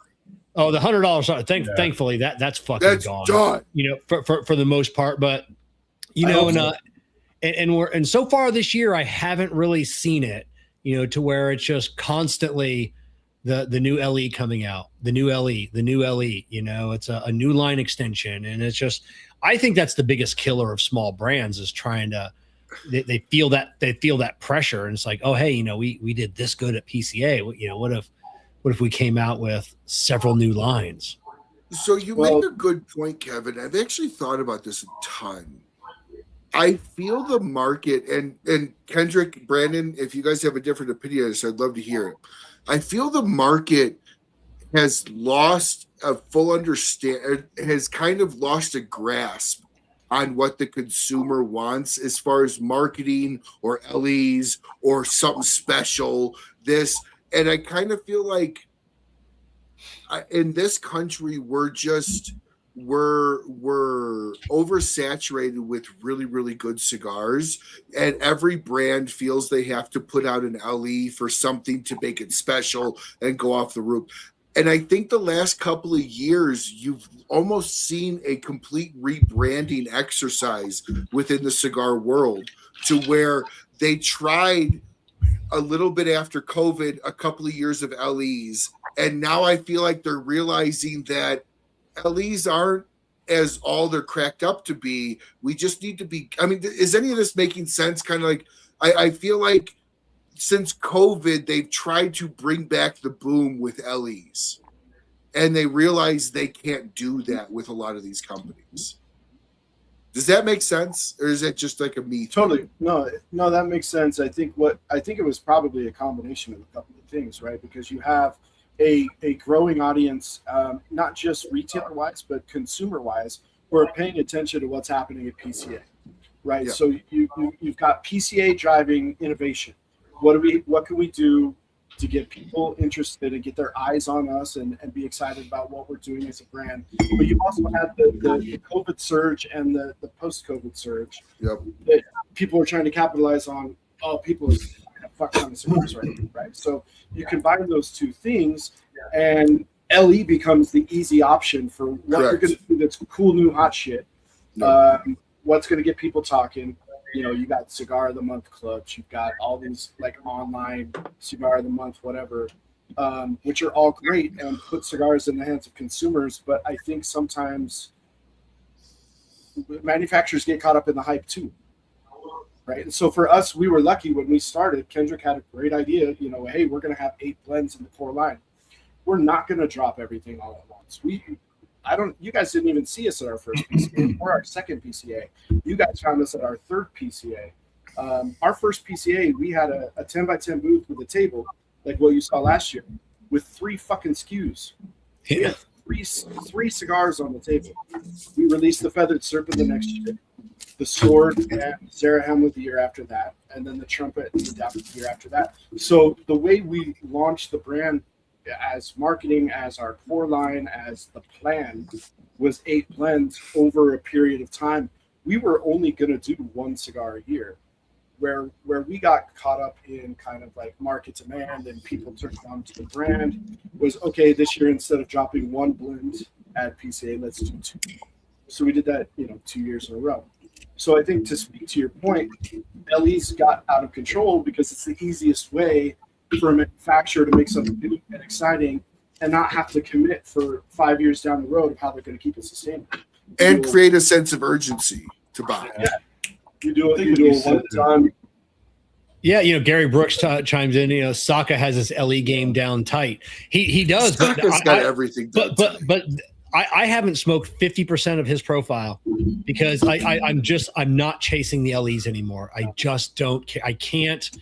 It just gets to the point to where, it seems like every week there's a new $300 to $400 box of cigars that are out there, and it's like you can only buy so many of them, and how much are they different than the core blends of the rest of the profile, or the portfolio, it gets to the point to where most of the time it's a different size. Yeah, different size. I'm like, I'm happy with the size I have now. Like Steve will tell you, was it the Popetta is just the leftover from Umaga, right? Or no, Mi Querida. Yeah, because it's the leftover Mi Querida. Yeah, is the something like, yeah. So it's this mixed filled cigar. Yeah, but you said something, Brandon, which kind of lends into what Ryan was saying. It was the what's new? What do you have that's new out there? And I think for a few years, everyone got really caught up with that whole TikTok. And Kendrick, you guys probably speak this being a retailer, because that's what you always hear from retailers. Hey, hey, what's new? What do you got new? And you're like, well, I've been out for 3 years. I'm 100%. fucking still new. I'm still shiny. I'm still, have just been on the box for a couple of years. My manufacturer's warranty still And I applies. think everybody kept chasing that what's new, which really kind of led to the LEs. And I also believe, this is my personal opinion, I think when we seen Brian Descend come out with the LCA and started really hammering away at these limited releases, these limited runs, exclusivos, I think a lot of people reacted to that. And I think that if things are starting to settle down now and starting to realize that, what really counts is having a good, solid core line of cigars that are going to be a mainstay and a staple in your humidor, and it's not going to be chasing these one-hit wonders that when they're here and they're gone. That's kind of my, Ryan, based on what you're saying, that's kind of my take on it, what I've seen over the last couple of years. I think, COVID had COVID had a real big influence on, a lot of new smokers. Like you said, a lot of people, it helped a lot of folks who were selling online. But something kind of came out of that where everyone was very reactive to it and to these short runs and to these limited editions. And, we're only making 1,000 of these. I think some of the bigger brands are trying to chase the boutique, of fire to make themselves seem like they're more boutique-y. And it all kind of is coming back to, well, no, I'm going to make a really good staple cigar. It's going to be in your humidor and it's going to be available. I would agree with you, Kevin. At the same time, you saw brands like the Clowns come out of the LE world and into the shop world. So you did see a few that were exclusive in the LE side, 300 bundles, 200 bundles, that took that leap inside the shops too. Well, you have brands like that are like, like for me, I haven't turned any corners because I like being a local brand. It's local. That's because everything that kind of revolves around my life, personal, professional life, it just lends to that. And when you have a brand like the Clowns and you start off with just like this vision of, we're just going to be in LE, we're just having fun. And when it catches on, the market's going to tell you whether or not you're going to, you need to expand or not, much like you guys. Correct. Correct. The market's going to tell you that. It's up to you whether you have the time, the ability, and the finances to react and respond to the market, or if you want to stay where you are. And it's taken the Clowns some time, but yeah, I mean, they definitely have progressively grown because they're responding to the market and what the market's telling them. Absolutely. I don't think it's like some of these brands I mentioned before. It's a very intentional short run. It's a very intentional what's new. Well, this is what's new. This is what's new, and you're always kind of cranking out something that's new. Where hell, let's get back to the basics. And I kind of feel like that's where things have settled down some. And that's one of the vibe I got from. I hate using the word vibe, but that's the vibe I got. The PCA this year is it was kind of like, let's get back to some grounded cornerstone, products that are going to be available. Yeah, do shit on purpose. Yeah, be intentional with things and be proactive with intent, not reactive because of what you're perceiving. Well, and I mean, to your point, that's what's kind of nice for us. We're only 5 years old, man. So yeah, are there shops who've had us on the shelf for 5 years? For sure. But odds are, for most of the country, if you walk into a shop and you see Apostate, they could tell you it's new. What's new? Let me show you Apostate. We're still in that window, which is nice, and now we have a full catalog. We've got the core line with 8 SKUs. We've got the 8 witnesses set. That's 8 more SKUs. Now we have our first project out of Oveja Negra.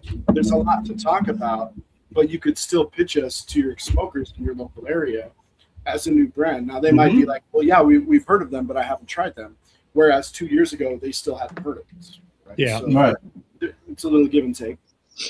Well, if I might chime in on the LE conversation for a minute, there's something to be said about, long-term consistency, picking up a cigar that is going to be the same as it was 5 years ago. Yes, and sure. that can be an incredible challenge for manufacturers, which I think some manufacturers get seduced into the LEs because they don't need to worry about that long-term. Yeah, Exactly. Which is, one of the reasons why we wanted to work with Hochi. He's got his own farms. We know that the tobacco we're using is going to be from the same field, same farm, year after year, cured by the same hands, overseen by the same people year after year for that core line.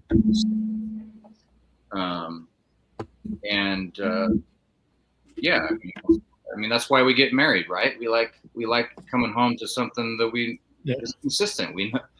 And so having a consistent core line, I think is. Yeah, you know, I have nothing against like LEs. Like John Huber does it great. You know, the Los Calaveras every year is essentially an LE every year, and it's just like, hey, and those are the ones I look forward to. I'm like, ooh, I can't wait to try this year's Los Calaveras. You know, but that's like, intentional though. That is a cornerstone LE. That's correct. It's so, but it's not like, hey, I can't wait to try this month's Los Calaveras. You know, right. It's like, those are the LEs that I like, like those once a year, or, the occasional, hey, we did a cigar for like Steve did for Rockies for their 20th anniversary or whatever, 30th anniversary. It's like, oh, that's cool. New cigar, different size, I'll pick one of those up, but yeah, it's I like those. I mean, I think that's what limited edition is. It's a once a year, twice a year thing. And that's it. It's like Christmas. But like Kendrick said, it is nice to have those LEs to because you don't have to worry about the consistency. It's addition. I mean, the word addition implies more than one, right? Addition means an iteration of something that you're used to. So like you said with Las Calaveras, it's an addition. That's 2024, 2025. You're doing that shit on purpose once a year. Mm-hmm. It's an addition. Where a lot of people are throwing out an LE because it's a one-time thing and you're never going to see them do it again. That's not an addition. It's a, maybe a small batch or whatever, right? Have you guys one of the things I've always loved about you guys is cigars, and I actually love cigar brands that do this in general. One cigar size per line. I love that, right? Because I never feel like I'm like, is this the right fucking one that they wanted me to smoke? Like, should I smoke the Robusto, the Toro, the Corona, the Lancero? Like which is their blending size? And then you realize your blending size. Smoking? Yeah, you don't even have your blender size out, and you're like, oh my god. So, one of the things I've loved, but in the process of LEs, you guys have a great avenue for LEs if you were to put one out as a different size for a test. Now, do you think an LE size test is an appropriate release of an LE versus an LE to release an LE? Does that make sense? Yeah, I do. I think it's a valid way. I think it's a more valid test. Yeah, I think a feathered serpent Lancero is really the most valid. That's what Richard just said. Yeah, Richard in the chat was a feathered serpent Lancero, and LE is a perfect way to see if that works or not. Well, I would be more than happy to give you a test. Kevin and I, we are offering our test subjects. I mean, I'm not. Me too. Not me. I hate Lanceros.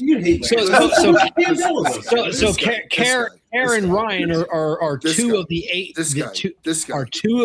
people in the industry that consistently buys Lanceros. I do. I have about 4 boxes of Lanceros in my humidor. I would love to say I own an Apostate box. So do we get to test these in like what, a month, 60 days, 90 days?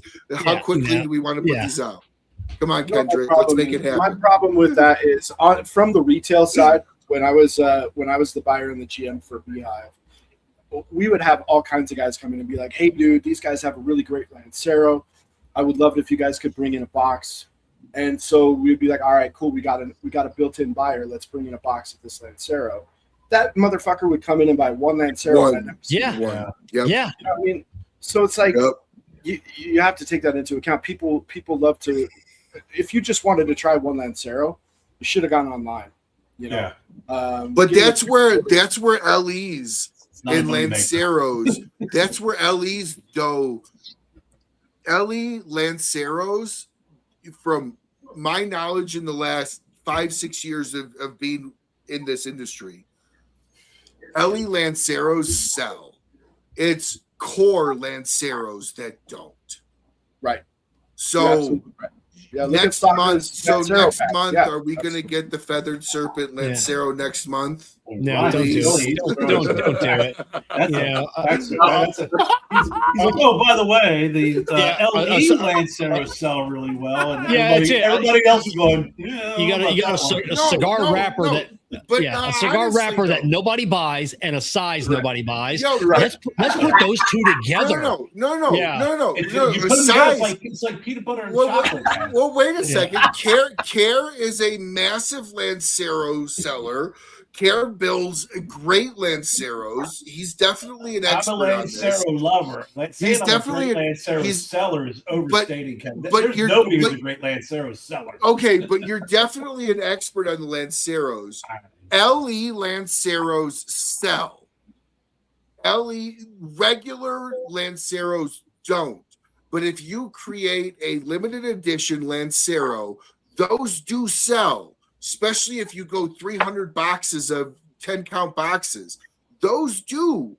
I mean, when I see them online, they genuinely do. And correct me if I'm wrong, but I think Lanceros lend themselves perfectly to an LE because of the size. It's a rare size that a lot of people don't smoke, and that instinctively lends itself to an elegant LE. Yes, I say elegant. What helps is having a core base. I can tell you, I think I've been over to 300 shops over the last several years, and I could probably count on two hands and have a couple fingers left over that I do that were solid Lancero sellers. And no rhyme or reason to it either. It's like Ned's Cigar Shop is a Lancero and Corona side. They sell the shit out of it. And no rhyme or reason. Quartermasters in Maryland, another one off the top of my head, in the middle of nowhere, just sells the shit out of them. I think that's consumer driven stuff. I think, speak to your limited edition thing. Perhaps the reason why Lanceros do well in limited editions is because you grab those Lancero nerds, that are itching for new Lanceros, so they're going to go out and they're going to buy the LE. 1, 2, 3, Especially if they're online, because you're not going to walk in any humidor No, and find a regular no. amount of Lanceros. I just threw those 2 names off the top of my head because you go down the road to a cigar shop down the road from there. They're like, I don't fucking bring Lanceros in here. They sell. They'll sit. They're on my sale rack. Yeah, agree. So we're winding down the show, and I want to end with a question for everybody, because this question was posed to me last night, and I'm assuming this manufacturer was reaching out to a lot of people, maybe just members of the media, but it was Jessica and I had a really good discussion for probably about 30 minutes, and we were not in agreement of this at all. And the question was, basically the preface with boutique is a term that's being overused these days. And with that, yeah, that was the question. That was the preface of the. We can't even. We can't even agree. We can't even agree on how I'm posing. Just give us the real question. Was this an extension of the great conversation from last night? Give Jessica the mic.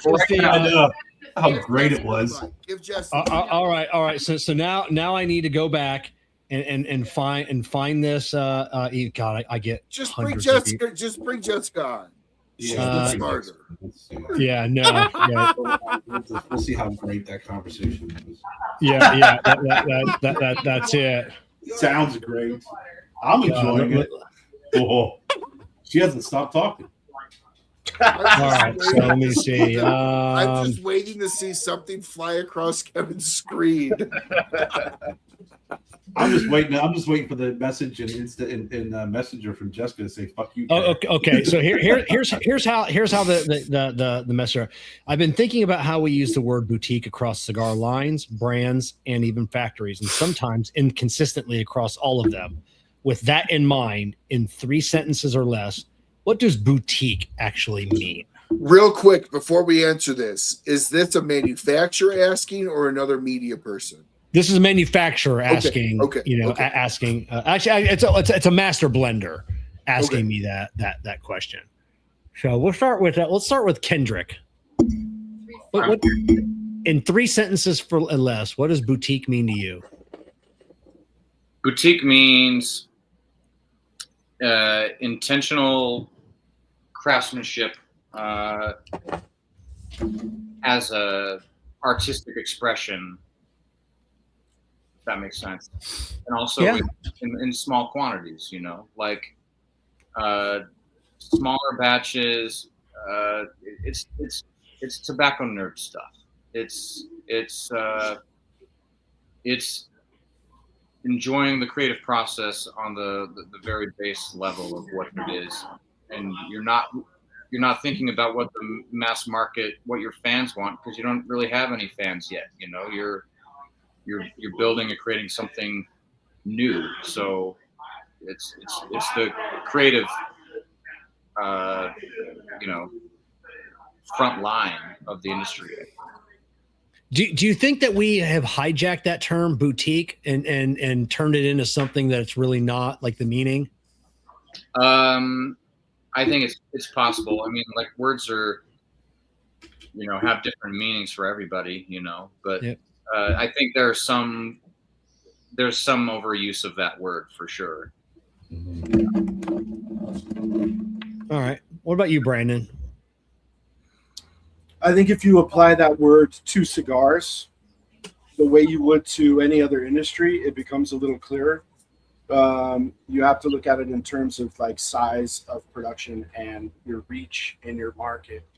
So if you're talking about a boutique bookstore, you're not walking into Barnes and Noble and saying, "Oh, this is a nice boutique bookstore." You're not going to Walmart and calling it a boutique market, right? So I think it has a lot to do with your size of operation and your reach in a particular market, and what the stakes are for you doing everything you can to be there, right? I think a boutique more is like a mom and pop than a corporation.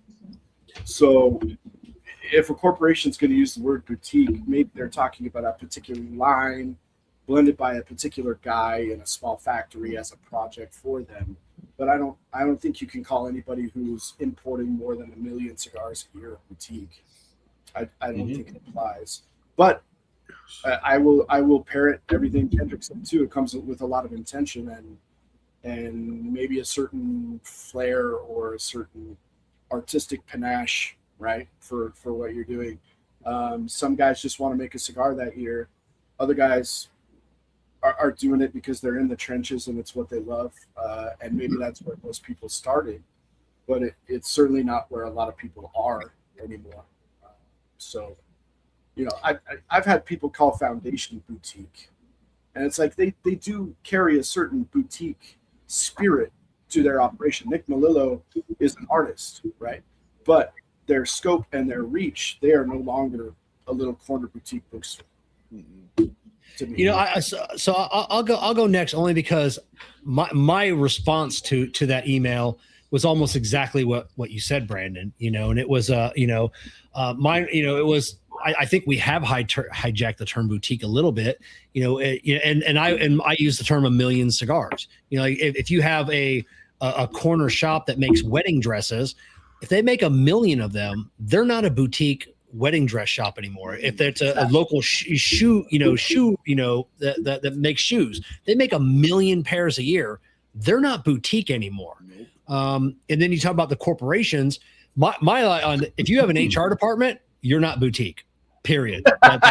That's no. If you have an HR department, you're not boutique. Yeah, and then mine was, if you can reach out to the principal of any business on social media and get a response from that principal, they're still boutique. Anybody answering their own messages, I think you could be considered, boutique. So, but yeah, I would say that I was at that 1 million cigar mark. Man, that's a whole lot of fucking cigars, man. It's not though. It's not though. It's really not.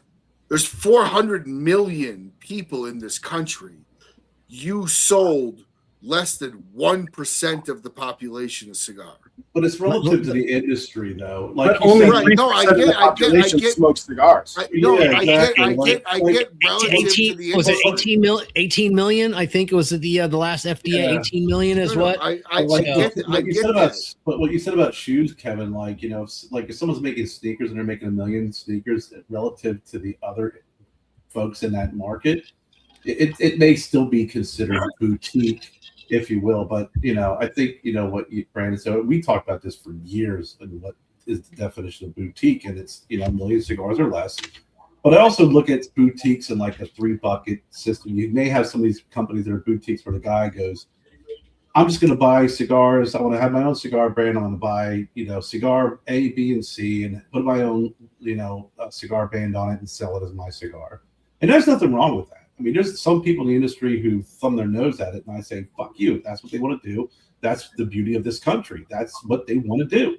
Yeah. You know, then you have folks that, you know, like you guys, you're working with a factory, you're working directly with the factory. They're making cigars. They have the tobacco in the fields and stuff. And then you have the guys who are the like pure boutique, where you have a small company makes 1 million less cigars. They own their, see the shelf. They own their own fields. They grow their tobacco. They ferment it. They do their own blending, and they make their own cigars.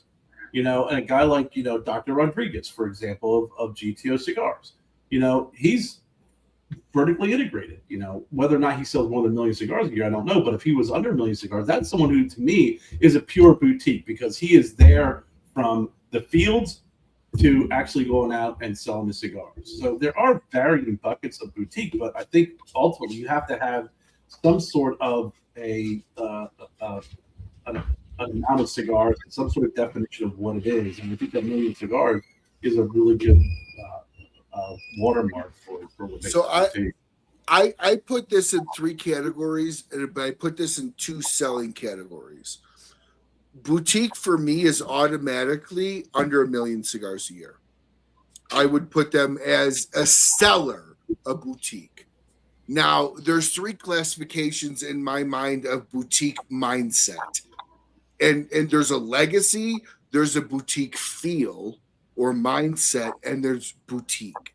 I do not feel a legacy company can create a new line and call that a boutique line within the legacy. I think that is a manipulation of words, and I think that's a misclassification or misunderstanding of the definition of boutique. I think you can have somebody like Espinosa, absolutely over 1 million cigars a year, 100% has a boutique feel, meaning every cigar you smoke out of an Espinosa, you feel it was made specifically for you and your palate, and you love it. Okay. And then there's actual true boutiques, which is under 1 million. I look at actual true boutiques as the same as I do on boutique feel. They have more to prove than a legacy. They don't take their customer or their clients or customers for granted in any way, and they're constantly blending to not just keep their clientele happy, but expand their clientele within their base. And so for a boutique, for me, comes with more heart, more dedication, and a much more of a finger on their own clientele base, because it's easier to have a thumb on the understanding of your clientele when you're a smaller company. I do feel that, again, Dunbarton is a perfect example of a boutique feel, but not a boutique company. And I think oftentimes boutique is overused, oversaturated to the point where I'm beating a dead horse. No, I'm fucking boutique. And you're like, well, but you're not. So I think the legacies will never be boutique. Drew Estate can never create a cigar that is a boutique cigar. Never, ever, ever. But it doesn't mean they create a bad cigar. I do think that boutique cigar companies more often have more to prove So they put their heart and soul on the line more than others, in my opinion. Yeah, Richard asked if I consider McAuliffe a boutique. No, I don't Yes, consider no, McAuliffe. I don't. No, Dan has said he's capping McAuliffe at 1 million cigars a year. No. So I look at McAuliffe in partnership with JMatt. The Al McAuliffe's other business, giant corporation. So it's hard for me to wrap McAuliffe around being a boutique just because of the portfolio of the overall company. You have your dotted line for the other companies. But at the same time, this is the only company that Al McAuliffe has ever given his name. Yeah. Ever. So, period. Yeah. I think we should, I think like more like cottage would be, it's a cottage company versus boutique. Because boutique so explain cottage and boutique. Cottage is a small company. Boutique to me, boutique to me is on the same line as artisanal. Boutique and artisanal kind of the same thing. But if you're making a couple 100,000 cigars a year, you're no longer artisanal. So are you That's boutique? not true though, because artisanal also means you do the best with the supplies and what you have and the dollar you have. There's no other company that makes sub $10 cigars better than McAuliffe. Yeah. So in that sense, I would call them boutique because they're specifically going for the lower end market and the highest that they can produce. That is boutique. I think once you get outside, once you get outside is that it boutique or is it just niche? Yeah. Well, I think the niche. I think once you get outside of that, I think sub 10 is niche. Definition. I think sub 10 is niche. But I think once you get outside that 1 million cigar production, I think you start looking at boutique through a subjective lens. Because you have to have some objective. You have to have some sort of objective guidelines, if you will. If you want to consider something a boutique. And I think everybody here has been talking about 1 million cigars. I think that is that. Wouldn't you consider that an objective? I would say that's my ceiling. Yeah, it's a very objective measure. So that's your objective measure. I think when you start talking about, like Kevin said, you can approach the brand owner. Well, you can walk up to Carlito Fuente and give him a hug, and and he'll sit there and shoot the shit with you like your long lost friend. And he remembers you too. Yeah, sure. If you message him on Facebook, is he going to respond? You know what I mean? Yes. But also, maybe it's all kind of subjective, right? I mean, really, at the end of the day, what's the impetus of whether or not the market or the industry is going to refer to you as boutique? Like, why is it a hot button? What clout or like what benefit is there for someone referring to you as boutique versus not? I actually think there's more negatives than positives in this industry. Unfortunately, there's more negatives, which is why I hear oftentimes people like, "Oh no, we're boutique-esque, we're boutique-like." Like there are brands when you say that. Yeah. Correct. Yeah, there are people out there. Correct. It has more personal connotation when you say boutique. It kind of like that's why. If that's what they're striving for, then that should define what boutique is. But in that case, though, what does that mean? Like, exactly, it's subjective. That's why, like, my cap on boutique is 1 million cigars. My definition on how I personally, opinionally explain boutique is different. Just because you make over 1 million doesn't mean you're not boutique. You could have that boutique feel, but definitionally, you aren't boutique in that sense. But it doesn't mean legacies are bad or anything.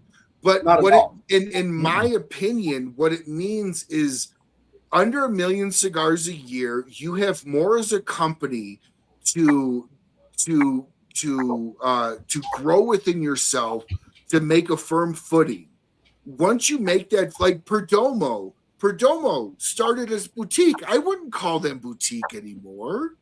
Would you? Yeah, but I Kev? mean, no, but also Nick started, selling boxes out of the back of a U-Haul. We all know the Totally. story, Like you right? move We all know the up. story. You move up. So, It's not yeah, a bad but you- thing.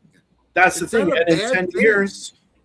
years, if people don't refer to Apostate as boutique, I'm not going to take that as a Yeah. insult. No. I would put Perdomo as a legacy cigar. Wrong, Kevin Kerr.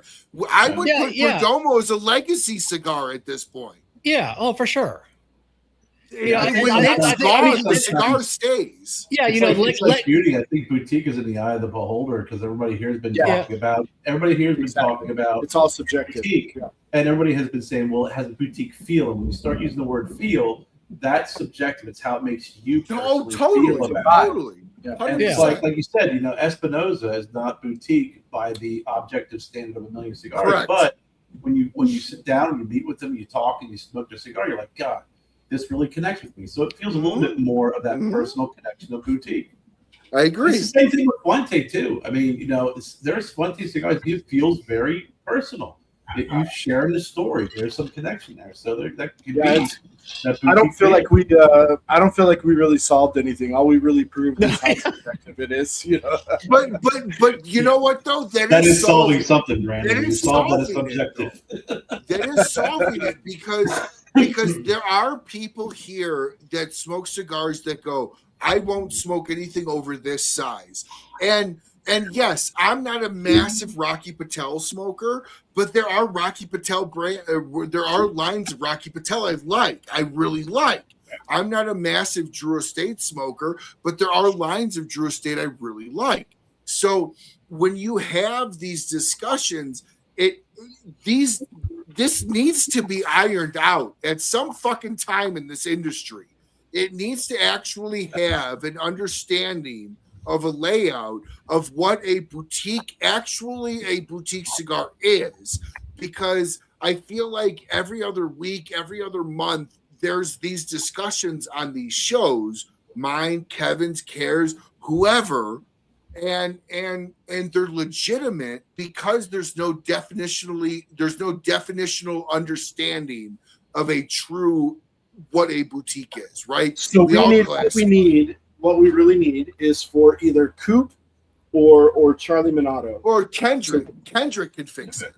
Kendrick's very pragmatic, absolutely. So Kendrick or Charlie Minato or Coop needs to write an article, publish it, and just define boutique. And the rest of us need to fall in line and adopt it. And that would be scripture. That's scripture. You're not wrong. At this You're point, not wrong. At this point, Ryan, what you're trying to accomplish will happen right after we decide to map out peace in the Middle East. So until we get to, So we'll see. Maybe the right scripture, we're gonna have this discussion. That's it. Maybe the person that sent that to me, hopefully they're at, hopefully there's dozens and dozens of people that got that same email, and maybe that person will write some kind of article, and maybe that will open the discussion for Cooper to let's define. I'm a big fan of using the word cottage. I like cottage versus boutique, but that so. Well, I agree as cottage as the second level above boutique. Yeah. Like, I agree with it. There we go. Because if you're gonna do because if you're introducing a whole new term, Kevin, with fucking cottage. No. That's If you're gonna like I said, boutique feel, you need a word for that. Yeah. So we start with cottage, and then we go to duplex, apartment. There you go. Condo, two-story, and then McMansion. So you got El semi-detached. So you got Altadis, you got Rocky, you got General. I like Kerr. Mansions. I'd consider me a semi-detached garage. I'm a semi-detached brand. I'm the mother-in-law edition in the back. In the back. So I mean, so how many cigars do you guys plan on roll? I mean, if that's a number you want to give out, how many cigars you guys plan on rolling in 2026? We don't know how many. We don't know. We have no idea. Well, can I Okay. ask you a question if you're willing to give More it? than What's- last year. I don't. What's you know. the most cigars you've rolled as a brand in More a than single last year? Oh, If you're no. willing to give it. If you're willing to give it. You know, I don't know. The most cigars we've had produced probably is going to be this year for sure. For sure? Our Under biggest a million? our biggest batch of production is sitting in the aging room right now at Tabacalera Palma, waiting for the 20 count boxes. So that's going to be this year for sure. So let me ask you this: over under 500,000. Oh, definitely under 500,000. Under. Oh, really? All I right. expected you to say over. No, not quite. Next year. You know. Yeah. You know, so you're not knocking on that door of that millionth cigar. You know, that's Right? gonna be, No uh, longer Getting boutique. ready to move out of that cottage. yeah. Yeah, look, apparently boutique is the place to be. So we want another 5 years, man. We gotta keep it up. We've got a ways to go. Stop buying Apostate. Fuck. Well, Brandon, you see, here's the deal: is if you go over $1 million, you can split that in half, and then just say you have 2 cottages. Maybe a better There you go. independent practice. Okay. We have a farm. We got a farm. I got a cottage. I got a barn. That's it. I've got some. Someday you'll see the announcement that Apostate has its own factory, and then we'll talk about whether we boutique or not. Yeah, God, yeah, you don't want that fucking hassle. You know, yeah, No, we don't. yeah. I can't even imagine what James and Angela go. Can you through. imagine? I mean, Oh my god, dude. 10 Yeah. years from now, Brandon and Kendrick buy out Hochi. Absolutely. Have you seen that place? There's no way. yeah. Oh no, that's no crazy. So, all right, guys, I want to thank everybody for coming on, spending a couple hours of your Wednesday night with us. And I don't think we solved anything in this conversation, but it was. That's okay. That's okay. Yeah, it is, Brandon. It's always great, hanging out, chatting with you, Kendrick. It's great seeing you. Hopefully, we see you out and about more often. Yeah. And I'm out and about. yeah, you need a. I feel like maybe not. I feel like I was gonna say I feel like you need a hat, but no, I don't think so. I think. Don't take my only thing, bro. Yeah, don't take your own name. Oh, I won't take the hat or the shades. No, Kendrick's got the messed up hair, and Brandon's got the hat. Yeah, that's it. So, anybody else got any parting words? Kerr, Ryan. Thank you so much, as always, for allowing me to come on. I appreciate it. Really do. Oh, it's always Remember, a there's pleasure. always new cigars. It's the cigar that you never smoke. Yep. Kevin Yeah. and I are a boutique show, so support us. That's it. Oh, Gary does ask one last final question. Apostate TGS, Great Smoke. Yes! Has that been in the talks? Gary, Yep. you took my question for my show. Oh Yeah. my god. Can confirm. Oh. Confirm. Yep. Absolutely. Ah. You can still ask it, Ryan, because Gary want to know about Apostate. So Yeah. you can save the question for Apostate. Apostate. Okay, At TGS. So that's their boutique name. Gary loves That's their us. boutique name. At least he didn't say prostate. It's fine. yeah. Hey, prostate. A prostate cigars. A prostate cigar. That's it. Hey, it's not our fault as men that God put our G-spot up our ass and called it gay. It's Yeah. not our fault, okay? It's not. Yeah. Ryan, you wanna end on a different comment? Yeah, I know. No, you know God. what? You know what? I Oh, felt like I- ending on the. You know what? I felt like being the Matt Booth to end the show. Yeah. That was a very Matt Booth I thing. was he gonna said. say, you've been Yeah. hanging with that too long. That's it. So, all right, everybody. We'll see everybody back this coming up Monday night. We've got another I Tap That Cigar show. We've got the guys from Cigar Clowns going to be talking about their new cigars. We can't wait to chat with them. So, thanks everybody for joining in, and we'll see everybody on Monday night.